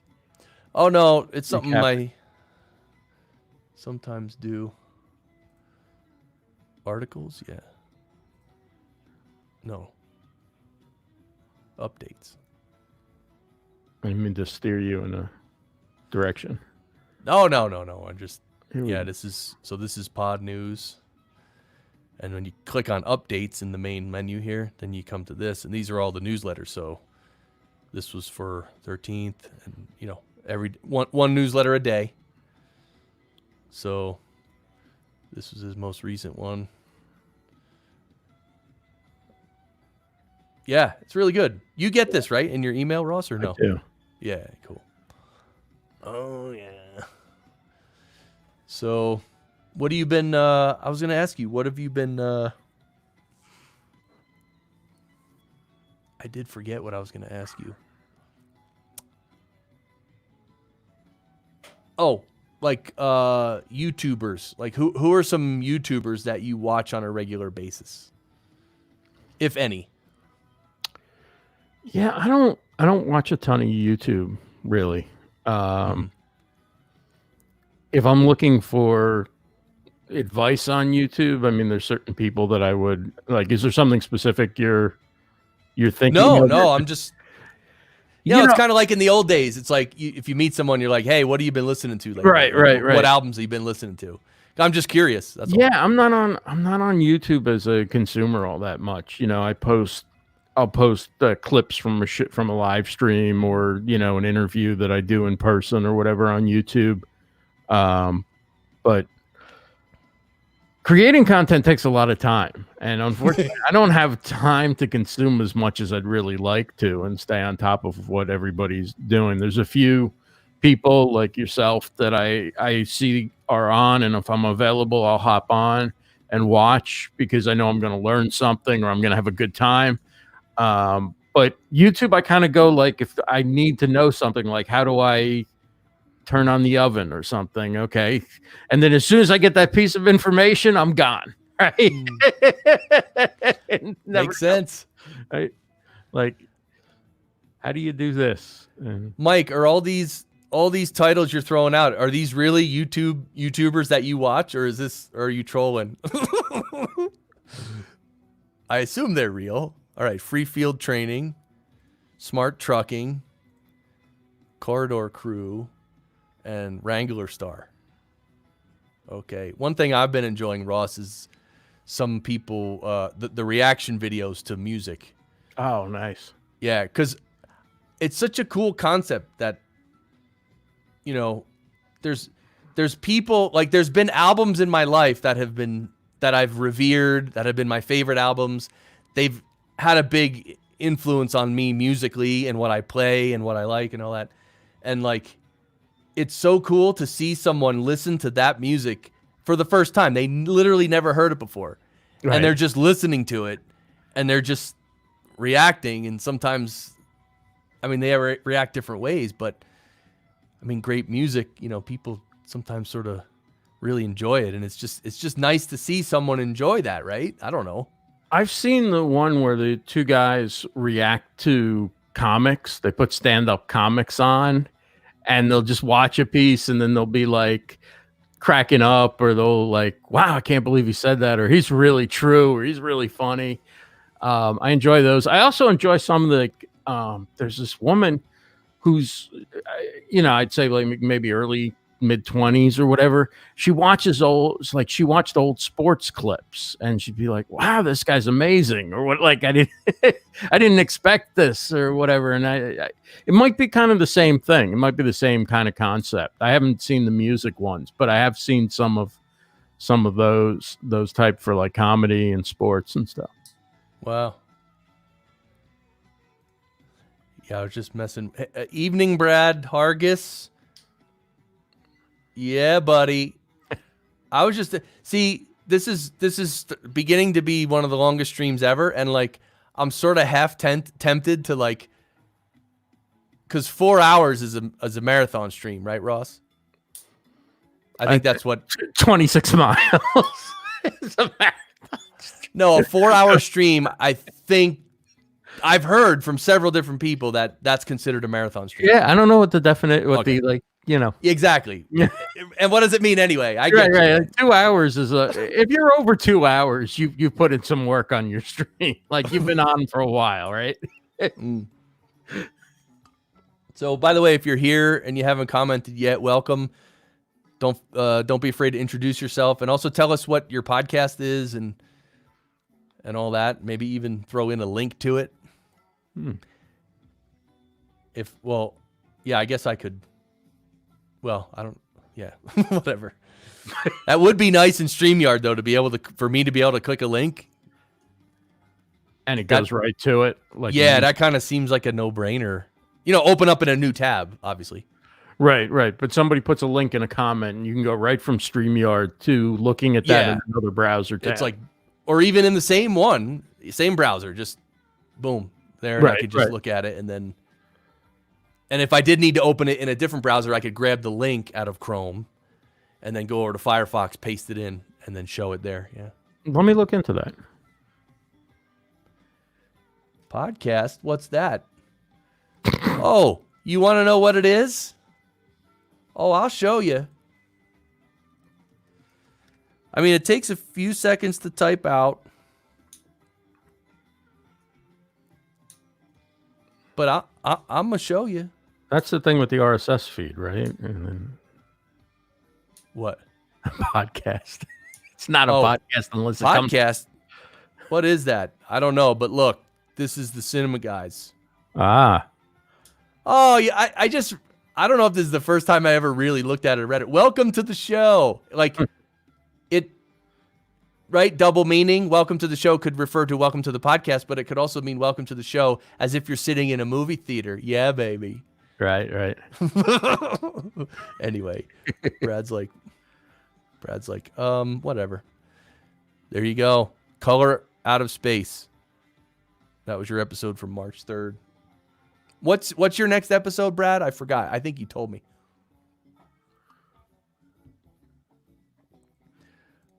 Mike says, must have swallowed a bug. What was the standard bit rate you talked about? Some music, mostly talking, nothing background like annoying dead music or anything going on behind. Oh, really? Is the music annoying, Mike? Don't make me turn it up. Don't make me. Because I'll do it. And the bit rate was 64 kilobits per second for mono and 128 kilobits per second for stereo. Is that what you wanted to know? 64 and 128? Because actually, before when I answered you, I asked you, is that what you meant? And you never responded. So anyway, now you can respond. Doesn't Auphonic default to like 112, or am I thinking of a different setting? Now that you say that, maybe. But that just goes to show you when you're going in, you need to know what the specs are and you need to choose all of them yourself, right? Yeah, see, I just look at the negative 16 LUFS. That's the main point of using Auphonic is to get it negative 16 LUFS. Right, but the output module definitely put MP3, whatever, choose your bit rate, whatever. Like all the defaults are pretty much set up, but that's the one where it's like, I don't know. I go, okay, maybe they know better than I do, but maybe they don't. So Invisible Man is going to be next on the Cinema Guide. So I don't think I saw the preview for that. I don't even know what that is. Hey, by the way, this reminds me. You ever hold a bottle? You can hold a bottle near the mic. Actually, on a demo, a hardcore demo I recorded with my buddy in 99 or 2000. We recorded a 6-song hardcore demo, heavy as anything, man. Like, pretty much utterly disgusting. Is really, really nice. I mean, I'm serious. Like, and we did it on a 4-track cassette recorder, one of those. So I had to bounce it and everything. Bounce it a bunch of times because you had to free up tracks. You only had 4 tracks. But anyway, it's really, really disgusting.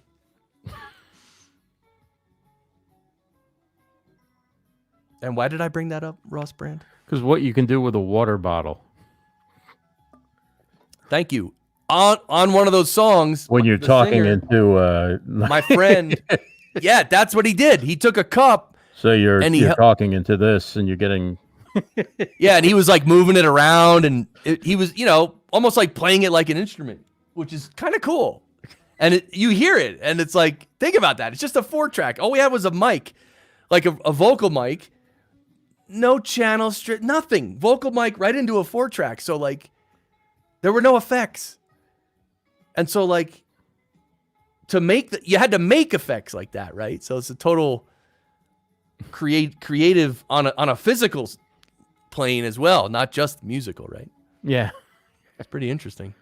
There was a guy on at Podfest who was holding the mic like he was rapping. He had it like cupped at the top or what. I'm thinking, well, that might be good for rapping. I don't know you need that on a panel, but hey, to each their own.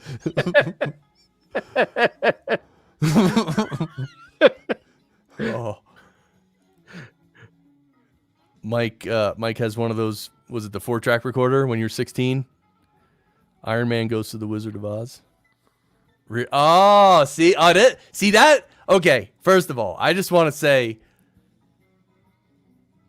I completely feel the way you feel. Like there's most of the audio that I ever did in my whole, like all the bands I was drumming in, any recordings I have of any of that stuff, like I don't really like it. Like I don't like it. I don't like my performance. I think whatever. I just don't like it. So like I'm not out there promoting it because it doesn't exist anymore. And it's like, So I know how you feel. And old 4-track stuff, I would just because I could play drums and because I actually had a bass with a little amp and then I could borrow my friend's guitar, plenty of songs I literally wrote on guitar, because first you write it on, that's how I wrote it on guitar. And it's just a song, no vocals, it's just the music.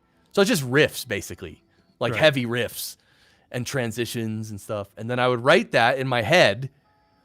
Then I would get on the drum set, just me, and then I would drum the whole song from beginning, because, thinking about it in my head, thinking of the riffs and the transition. Then I would play the bass on that. Then I would play guitar on that. And that's how I would record my musical ideas. So I have not that many, maybe 10 to 15 songs like that.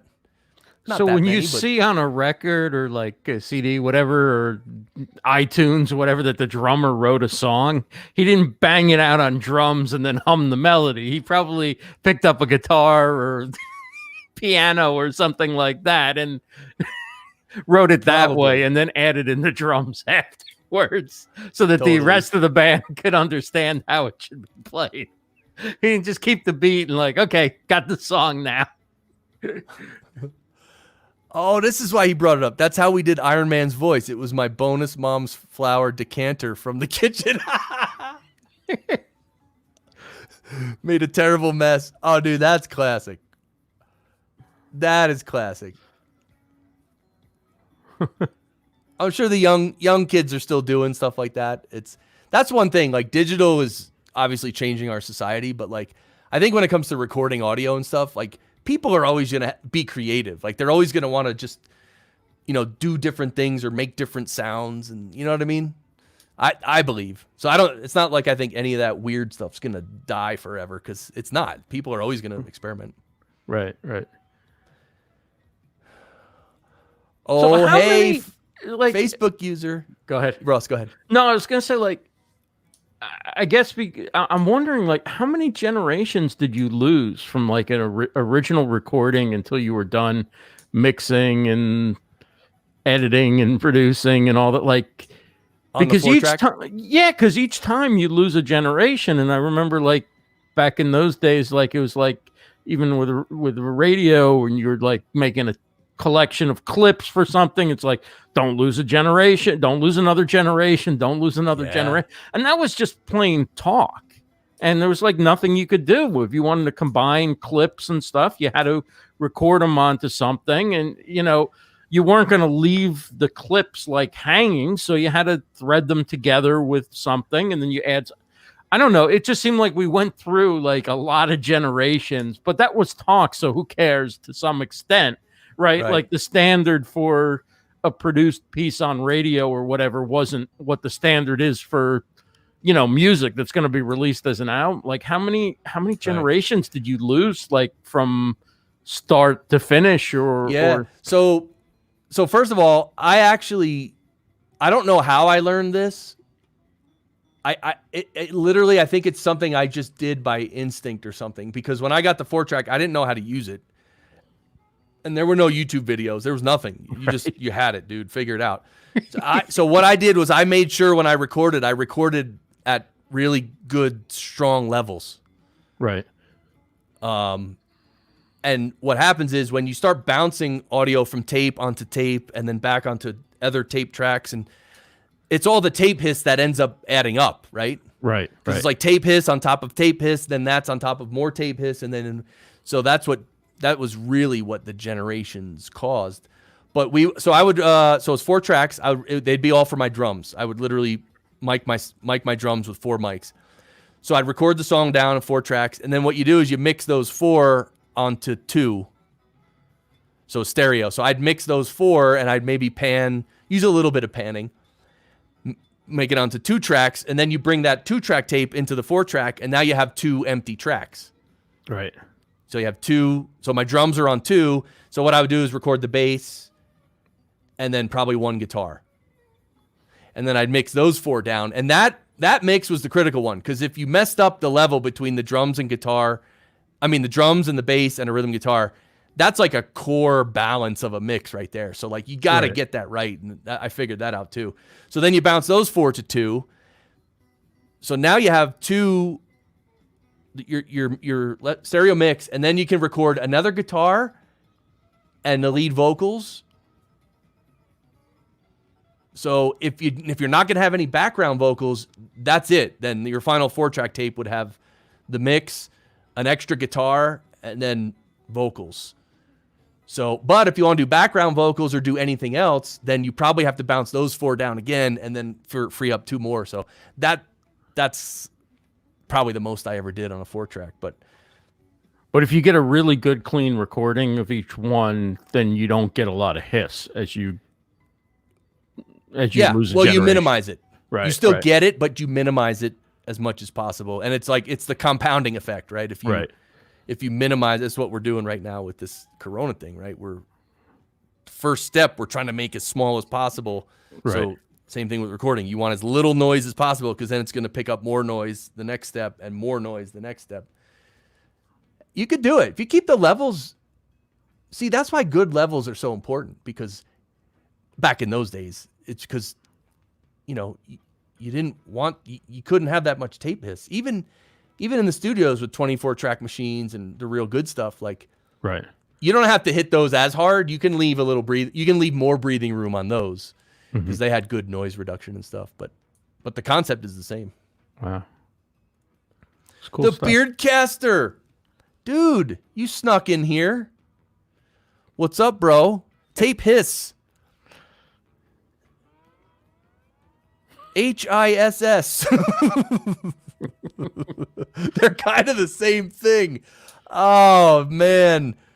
Bravo for good levels. When you get it good to begin with, the rest is cake. Yeah. That's why some of these mix engineers, like some of the big mix engineers who have big names and who charge a lot of money to mix records, like, see, we all start in the beginning and you have to do everything yourself, and that's how you learn. But like when you get to their level, these albums are being recorded by such good engineers, the recording engineers themselves, that the audio that gets passed to the mix engineer is just really good, high quality. And then they can take that and just make it unbelievable. Right. So they don't usually have to do any major processing or fixing mistakes. None of that. Like, they're just, give me the tracks, I'm going to mix it. That's the mixing engineer's attitude, right? Right. Yeah, you remember those 4-tracks back in the day. Yeah, I now I wish I had kept it, but I don't know where it went. I don't know where that 4-track went. I mean, that was a long time ago. I was using that mostly in high school, which was the late 80s. I'd say 88, 89, and 90. That's when I did all that recording with our first band, and yeah. That was a long time ago, man. Do you have people that you look at in podcasting and you go, I like what they're doing with their audio production, or, I like their approach or whatever, who, just maybe regular podcasters or whatever, but they've got a background, like they took the time to learn, and you like what they're doing, and you say, okay, I respect that approach, or that's really good what they're getting out of their post-production with audio. Yeah, I mean, I appreciate a lot of different shows' audio, and Beardcaster might still have his tapes. 1992 for you. Yeah, 92. Good year. Yeah, I mean, I really, a lot of people produce good audio. I mean, I listen to a lot of things, and nothing bothers me about it, that's it. That's, if I can hear your show and nothing jumps out at me as being terrible, like that's it. So there's quite a few like that. I actually listened to one recently, which Dan Hughley from Focusrite mentioned it. I think it's called Life After, and it's a podcast, and it's only like 10 episodes, but it's like, it's full production. It's almost like movie audio. Like, they're on location. There's a bunch of characters. Like, it's audio produced on a very high level. Right. Good mixing. And I was impressed with the levels and the mixing and the sounds. Because there's there's stuff going on in the environment. There's people talking in the background. There's the main character saying whatever he's saying, but then there's like his conscience sometimes starts talking, and you could tell it's his conscience because it's so dry. Like, right. Actually, like his normal voice, they have it so it sounds like he's in a room, but then his inner monologue voice is completely dry, so it makes it sound really much closer. Very good use of space. That's a good mixing trick. But I mean, mixing all that well, I was impressed, and I binged that whole series, which was really good. Even the ending was like, I still didn't process the ending because it ended and I thought about it, and then I wanted to think about it more, and then like the next day, I thought about it more, but then I was like, I got to think about this more, and I'm still thinking about it. It's called Life After. If you haven't heard it, I highly recommend it. I was very impressed. Hey, I heard a clip of Dan Hughley's new podcast on, I think, on Instagram, and you were on it. Are you a guest, or are you like a recurring character or something? Well, I might make another appearance, but then that'll be it. I'm not a recurring character. Yeah, that was fun. I gotta check that out. Well, it's kind of fun and silly. It's silly fun, but it is pretty funny. And so Dan plays a character, and so he wanted me to play a character. But the thing is, I can't do voices very well. So I just had to talk sort of in my own voice, and which it would have been better if I could have spoke another way, right, with a different accent or like a character. But so me talking it was still funny. I mean, I tried to be funny, so I think it went pretty well. But it's real short. It's just supposed to be funny, like right. It's a total goof. But it's, the episode was 15 minutes, so awesome. I'm gonna take a listen to those. Yeah, these episodes aren't long, and it's not meant to be, it's not meant to be like NPR stuff. Like, it's not highly produced. It's just meant to be funny. That's all. Like, it doesn't have the soft talking of NPR. Yeah. We're here with Chris Carr. Oh, dude. We've been live for 2 hours, 32 minutes. If you're enjoying the stream, hit the sub button, the bell button. And what's the other one? The sub button, bell button, and I forget. Anyway, hit like, subscribe. Oh yeah, hit like and follow and stuff, and hit the bell so you'll always get notified when we have a new video. Dude, there's gonna come a time when all the young people they're gonna make up their mind and tell everybody, okay, no one say that stuff anymore. Don't say no one say. Everybody knows how to subscribe to a YouTube video or YouTube channel. Everybody knows how to get the notice. Smash, that's it, the Beardcaster. Smash baby. Button. Smash the subscribe. And they'll like use their elbow and they'll be like, if you love it, smash that subscribe button. Oh, the Beardcaster says, I'm using this shotgun mic that you see right here. Here, you could see it better. Well, let me go full screen for a sec. Yeah, so here you could see, this is the 416. With the little pop filter on there, whatever. Have you done a comparison of that versus the RE20? I don't think a direct comparison, but in my own studio on my own speakers, I've compared them myself in my own way. Yeah. And you like the shotgun better? Well, I mean, dude, it's just different. It's in another league. It sounds really good. It's a different setup, and it's like, yeah, and it's just, I don't know, it's just different. I was really happy with my RE20 sound. I love the RE20. I mean, it's for literally the last 2 years, maybe 3 years. Like, once I got into the RE20, I rocked that for a long time, and I really liked it. And then it just started. I started hearing this little, like, crackling. That's way in the what background. I heard, and I thought it was my phone. I thought it was because I was listening on a phone, and that went out one episode, that Daily Goody episode. I literally recorded it, and then I listened back, and I heard that little faint popcorn clickiness, and I was like, "Oh no, you got to be kidding me!" But I couldn't record the whole thing again. Like I just couldn't. Were you using a windscreen or no?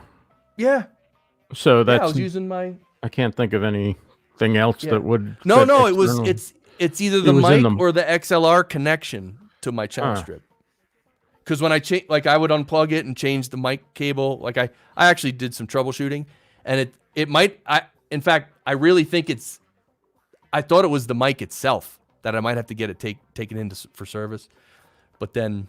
Was that the classic or the newer model? Yeah, that was the classic. Then I started using the newer one, and then I actually heard that clicking again. So then I was really confused. Yeah. Wow. I'm still confused, but this sounds really good.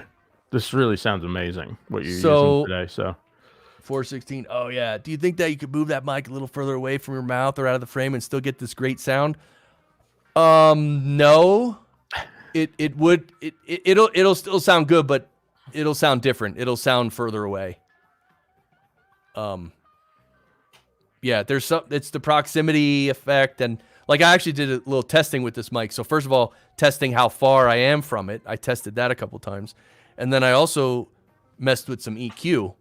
But then in the end, I decided no EQ on my channel strip, and so there's something about microphones like. When you use any processing on a signal, it'll change it quite a bit. Even if it changes it for the better, it's still changing it. So sometimes, and I knew guys like this from the studio days where they would want to record just straight through the console. They wouldn't use EQ, but what they would do is take a lot of time to move the mics around because mic positioning is everything. Right. So they would do it that way. That's the right way to do it. And then you record it with no EQ, just clean, raw tracks that actually sound really good. Then that's when in the mix you can really just make it sound amazing. Instead of worrying about fixing stuff, you can actually just enhance everything and mix it. So anyway, there's something to be said for, mic right in and just recorded straight without any processing. So who knows? Maybe that's one reason why. So Ross, we're doing are we doing a marathon? Or maybe we should cut out. We're 2.5 hours in, only 5 more hours to go to qualify for a marathon. I mean, come on. If you like programming like this, smash that button and send us a donation so that we can put on more great marathon live streams. Yeah, nuke the S out of that subscribe button, or out of that like button. I heard a guy saying that. Nuke the S out of the like button. Smash the bleep out of it. Just. Oh, by the way, Mr. Beardcaster, because one thing I wanted to also mention about your question is that, the further you move the mic away, then you got to really start worrying about background noise, and the signal to noise ratio just goes down, and it's not good, man. Hey, he smashed it. Oh yeah, baby. Yeah, baby. Oh yeah. Oh yeah. Okay. All right. All right. Don't be bragging. Smashing the like button. So what's the most valuable content you put out, Ross Brand, in your opinion? That's for the audience to judge. I just put it out. Oh, well, but no, so what I mean by that is, for instance, for me, it would probably be my podcast, because that's sort of like one of the cornerstones of my school and my business. So like my podcast is like, that's very important to me and my business, sort of thing.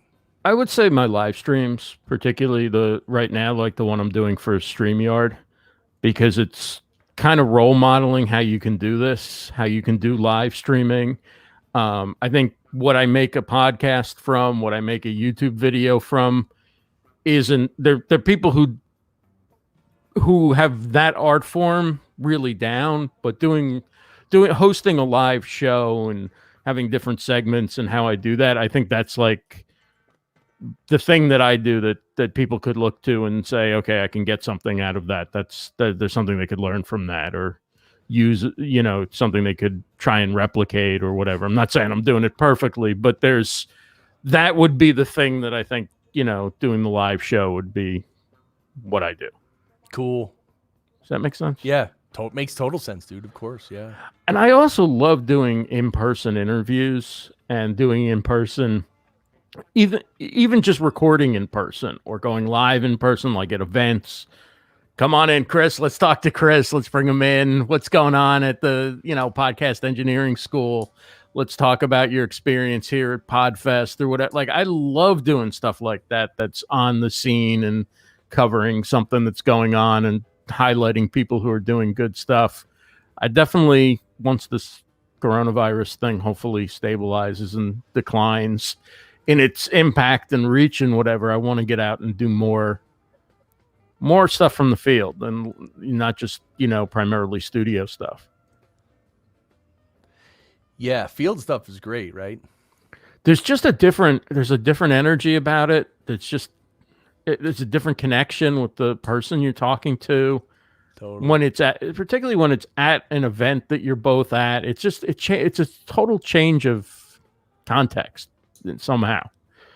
Even though it's really the same talk that we could be having here right now, but there's something different about it. If we were like, I ran into you at Podfest and we did a 10-minute, back and forth or whatever, it just would be different. And there's something cool about that. Plus, even if you just record it on a mobile phone, if you're using a good mic and whatever, the video quality on your mobile phone is so good.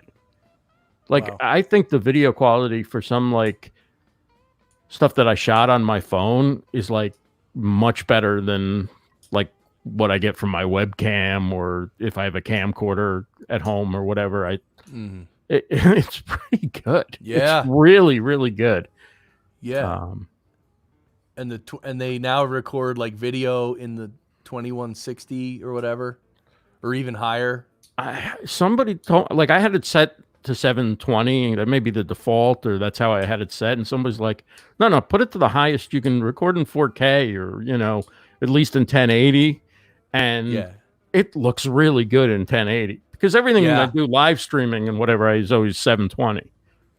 But the phone, the lighting's really good with the phone. The phone's just really good. I don't know how else to, I'm not, I don't have all the technical terms, but the phone is just really bleeping good.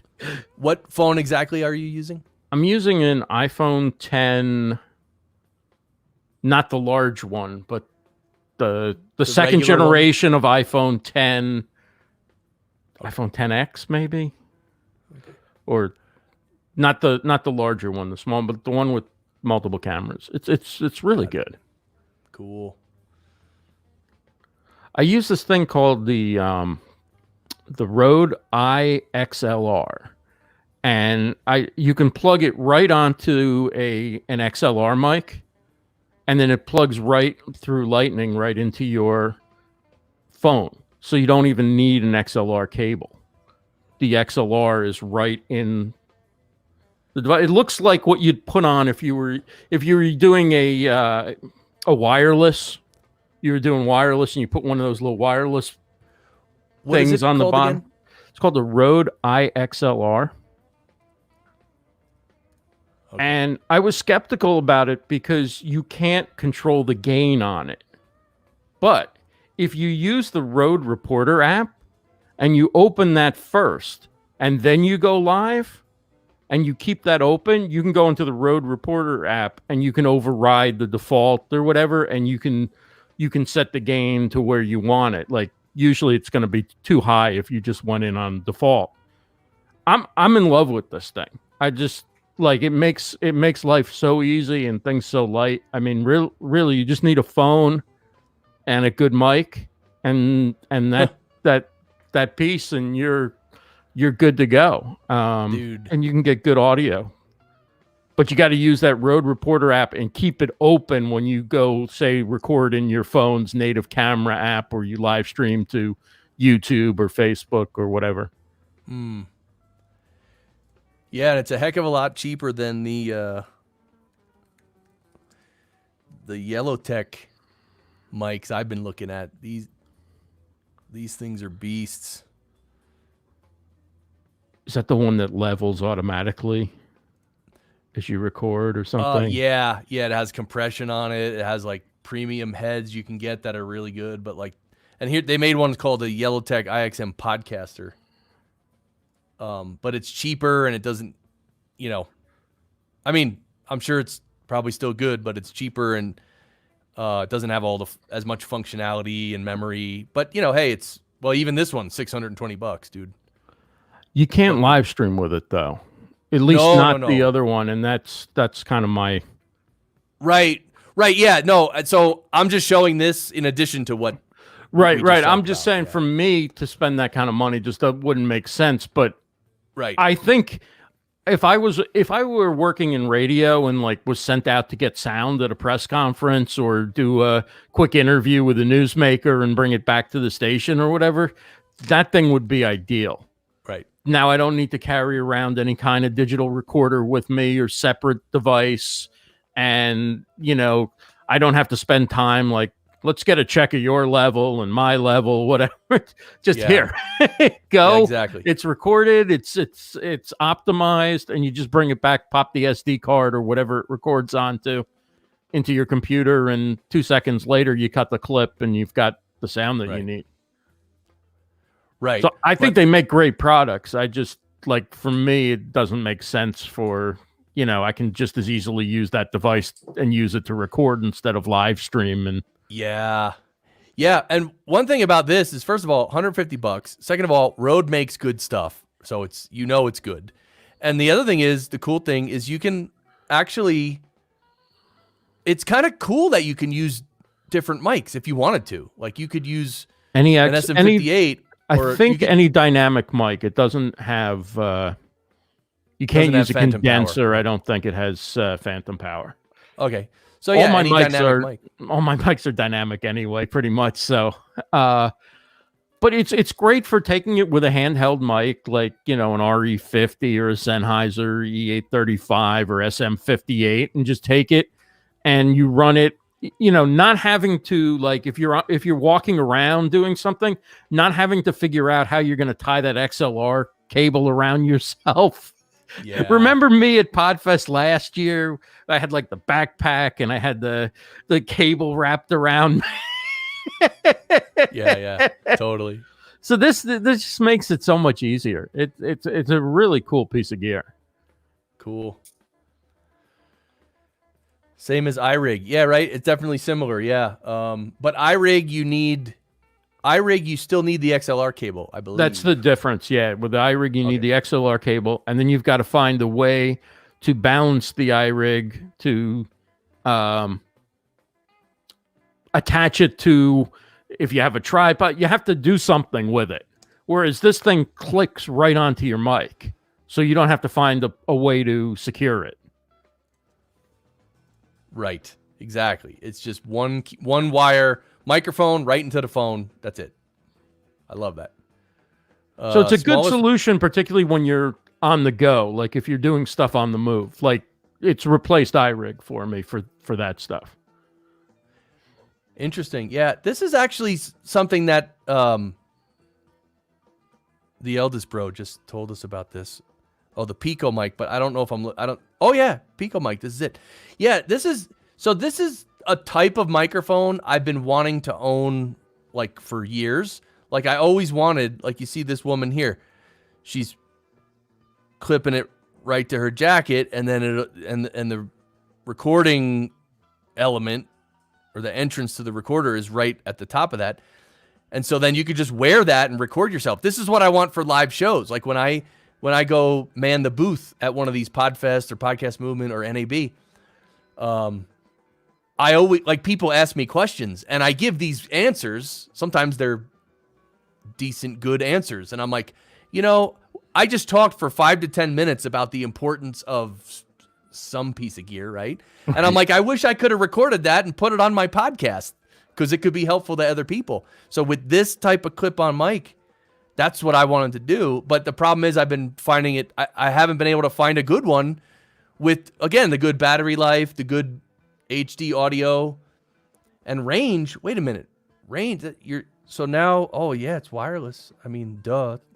Where does it record to? Like Meaning, but wireless, no, it probably records on board. That's what I would think.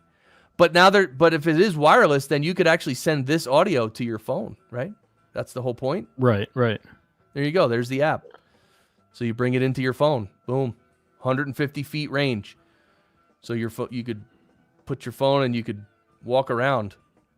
150 meter. 150 meters? You know why I love that? Is because the limits they give to these things, it never works at the limit. I should say rarely.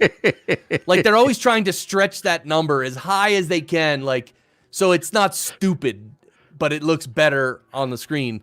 So I always expect, like it's same thing with gas mileage with a car, right? They're like, oh yeah, it gets 51 miles a gallon. Yeah, well, I've been keeping track myself for 3 years, and I've never gotten more than 41. Anyway, you get the idea. It's like when right? your car says you got 35 miles to fill it up. You better fill it up now. Exactly. So anyway, 150 meters, that's 450 feet. Actually, a little more than that. That's great. So like the fact that you could probably get, let's say 100 feet away and still be really, really close to that thing, that's good. Because 100, who needs to go more than 100 feet away, dude? Like, what are you doing? Like, where are you if you need to go 100 feet away from your phone? Right. Most people, they would probably just put the phone in their pocket.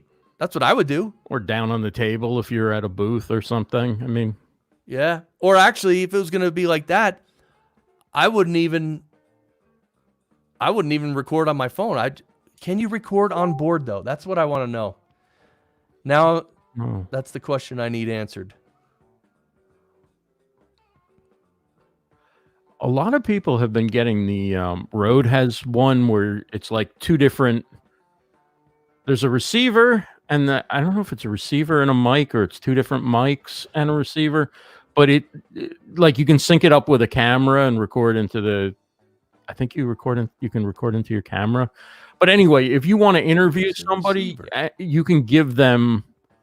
Like you could give somebody else that if it's like the Rode one that I've seen a lot. Like you could put it on somebody else, right? And interview them if you're just trying to get their sound.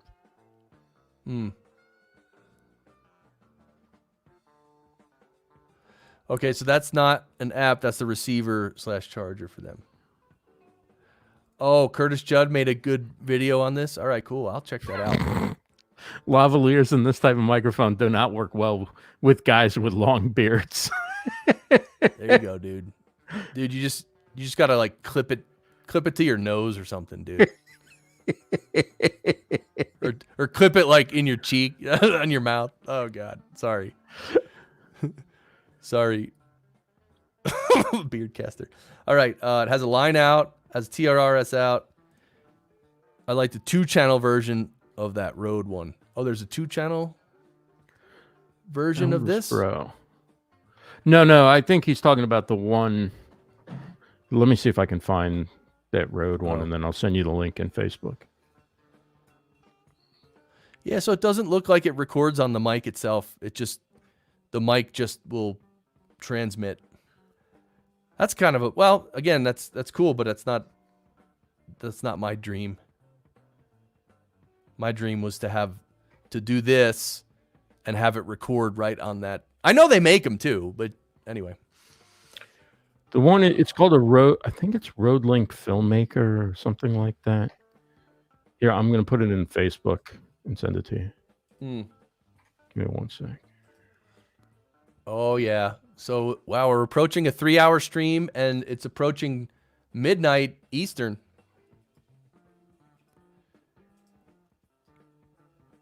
Okay. Oh, and we didn't look at...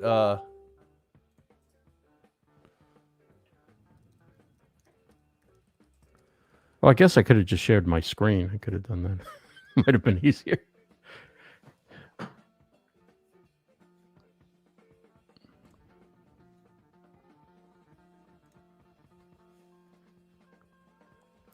$51.75. Okay.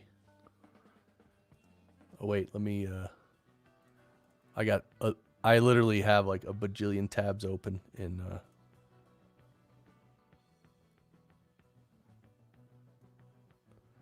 Road Link. Oh, okay. The transmitter and the receiver.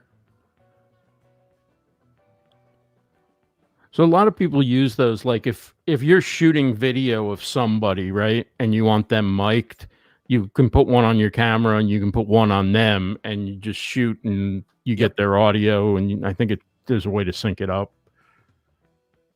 And I don't know if you can have two of them or not, but you can have maybe one on yourself and one on somebody else. I'm not positive if it has the ability to. Yeah, do you believe always go wired if you have the ability to do that, or not necessarily? Like, do you think using wired is usually going to be better? Yeah, yeah. I mean, if it's possible and it's not a total pain in the butt, wired is. I always prefer wired because I just got audio from a client from a event, and of course they're wearing wireless, probably lavalier mics on stage, and there was 3 speakers, and so one of them was the host, which is my client, and the other two's audio was fine. My client, who was the host of the show, serious breakage in the transmission. Right. Like he just goes silent for like literally 3 seconds. Think about that. You're in the middle of talk. It'd be like me doing this. It'd be like me. And then you just hear that. Like, dude, that literally ruins the whole thing. So so my point is, I don't know why, but like cheap and even mid-range quality wireless rigs, they're just not that good.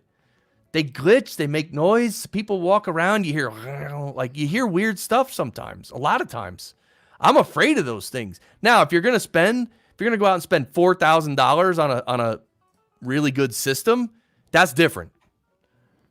Those, I mean, I guess.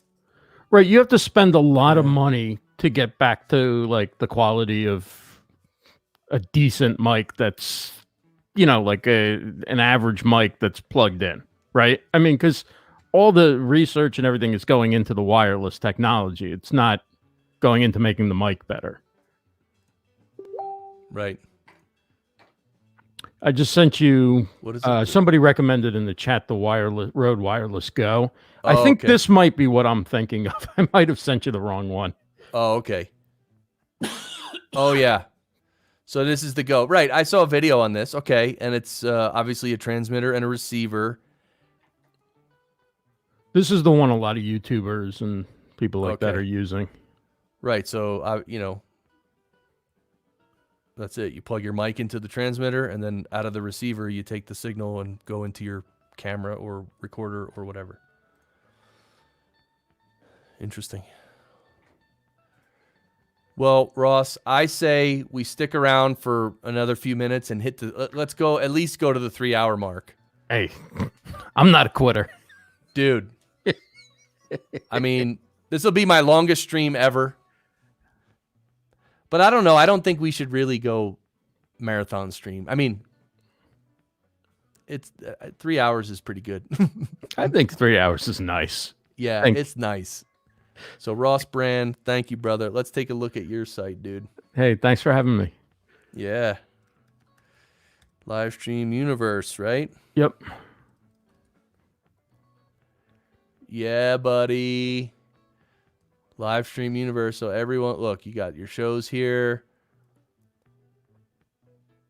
You got your About section. You got your blog. Yeah, so everyone just follow Ross online. You do the StreamYard Connect show, which is awesome. Thank you. How's that going? Good. I love it. Cool. Yeah, now you got the green screen. Yeah, baby. Oh, yeah. Click on. Buy Ross a coffee. I heard Dave Jackson talking about that. I'm like, right? Let me try it. Let me see if it Not works. bad. Because I've had a Patreon page in like unpublished for 17 years or whatever. So I think I might have published it by accident one day and left it up, but I really didn't know what to do with that. I feel so it's like, hey, here, buy me a coffee. Yeah. Yeah, a little easier. Go into shows.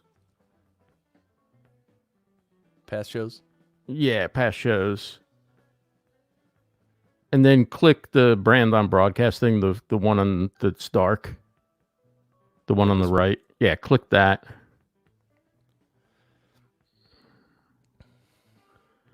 From prison. There to it is. six-figure You income. see podcast. Oh engineering. yeah, baby. Oh, look at this. And then scroll down. Oh, and Dave's. Yeah, Dave Jackson's. Yeah, baby. And then scroll down. Let's see if we get one. I'm not sure if I put it at the bottom on these or on another show. Yeah, buy me a coffee. Or at the very bottom. See, no, not at the bottom. But anyway, there it is. It's in the sidebar for all my episodes. That's awesome, man. Yeah, cool. All right, well, 3 hours. Well, here's the thing. Thank you, everyone, for... Why did it not go back? There we go. This has been awesome. I mean, another successful Podcasters Lounge live stream. You know it's a good live stream when you don't get StreamYard bombed by Ralph M. Rivera. You know what I mean? Like sometimes I didn't see Ralph M. Rivera at Podfest. You saw his wife though, right? I did. She was working the booth, and I said hello. She was working. Huh. And Ralph had Ralph stepped wasn't outside there. for a moment, she had said, and that was it. I didn't get to most of the expo. I mean, I was just so busy the whole time that I don't know. There are people I want to talk to that I didn't get to talk to, and they're part of the. And this is because it's a great event. Like if it wasn't a good event, then I would have had time to go, 17 times through the. I would have had time to do a ton of things. But like, I made the most of it. But yeah, I didn't get a chance to see Ralph or talk to Ralph, and I didn't get to hit all the vendors. All right. Well, everyone, if you're not a member of the Podcasters Lounge, smash that button. Yeah, smash that join button. Nuke the S out of that join button. Subscribe to the Podcasters Lounge Facebook group. Like the YouTube. Subscribe to the YouTube channel. Like us on Twitter. Yeah. Follow us on Twitch. Seriously, just spend the next 30 minutes, doing stuff for me. Thank you. Go everywhere. Subscribe to his podcast. Sign up for the next semester starting in April. Is that great? Yeah, exactly. Yeah, please do that. And then, I mean, see if I do it, it doesn't sound. You don't feel uncomfortable. So sign up. His next session of Podcast Engineering School is starting in April. You want to make money as a podcast engineer? This will give you all the skills you need to produce podcasting at a professional level. You'll be ahead of the game, ahead of everyone else that you know in producing. Your clients will love you, and this will be everything you know to make your podcast sound great. And also to make it sound great for your clients and the people that you edit and produce for. Yeah, PodcastEngineeringSchool.com. Oh, I stepped on the URL, but great job, man. Thank you. Wow. All right. Well, Ross Brand, this has been great. Thank you. Thank you to everyone who hung out in the lounge. We'll see you in the Facebook group. Remember, obey the rules of the group. No self-promotion at all, ever. Don't even go near it. Just be nice, have fun. If you need help, that's different. Ask for help. But make it genuine. Don't do the old, hey, I'm curious how my audio sounds. Can anyone check it for me? Here's my show. I mean, okay. I could see someone being genuine about that, but I could also see a lot of people just that's a way to put their show out there. I'm wondering if this Amazon link is working. Can you buy something with this Amazon link and let me know? Yeah, guys, can you help me check my? You can always return account? it later, but just let me know if it shows up within 3 days at your house. Yeah, I just redid my website. Do you mind going through every single page and giving me a detailed feedback on all aspects of my new website? Thank you. Subscribe to the mailing list. I want to make sure that MailChimp attachment that I put on there, that plugin's working. Hey, I got some merch. You want to buy my merch, and that way I'll know that it's working. Yeah. I'm wondering if the shirts are going to be printed properly. Would you mind ordering one? Yeah, and you know what? Take a photo of it and post it on your Instagram and Twitter, and then I can go look and see if it's actually being made to the specifications that I asked for. Yeah. I really appreciate your help, though. Thank you. Oh, my goodness. That old thing. All right, Ross Brand, thank you, brother. Good one. See you again. See you, everybody. See you in the lounge Facebook group. Anyway, and if you need any help with anything, feel free to reach out. See you, everybody. Bye. Bye-bye.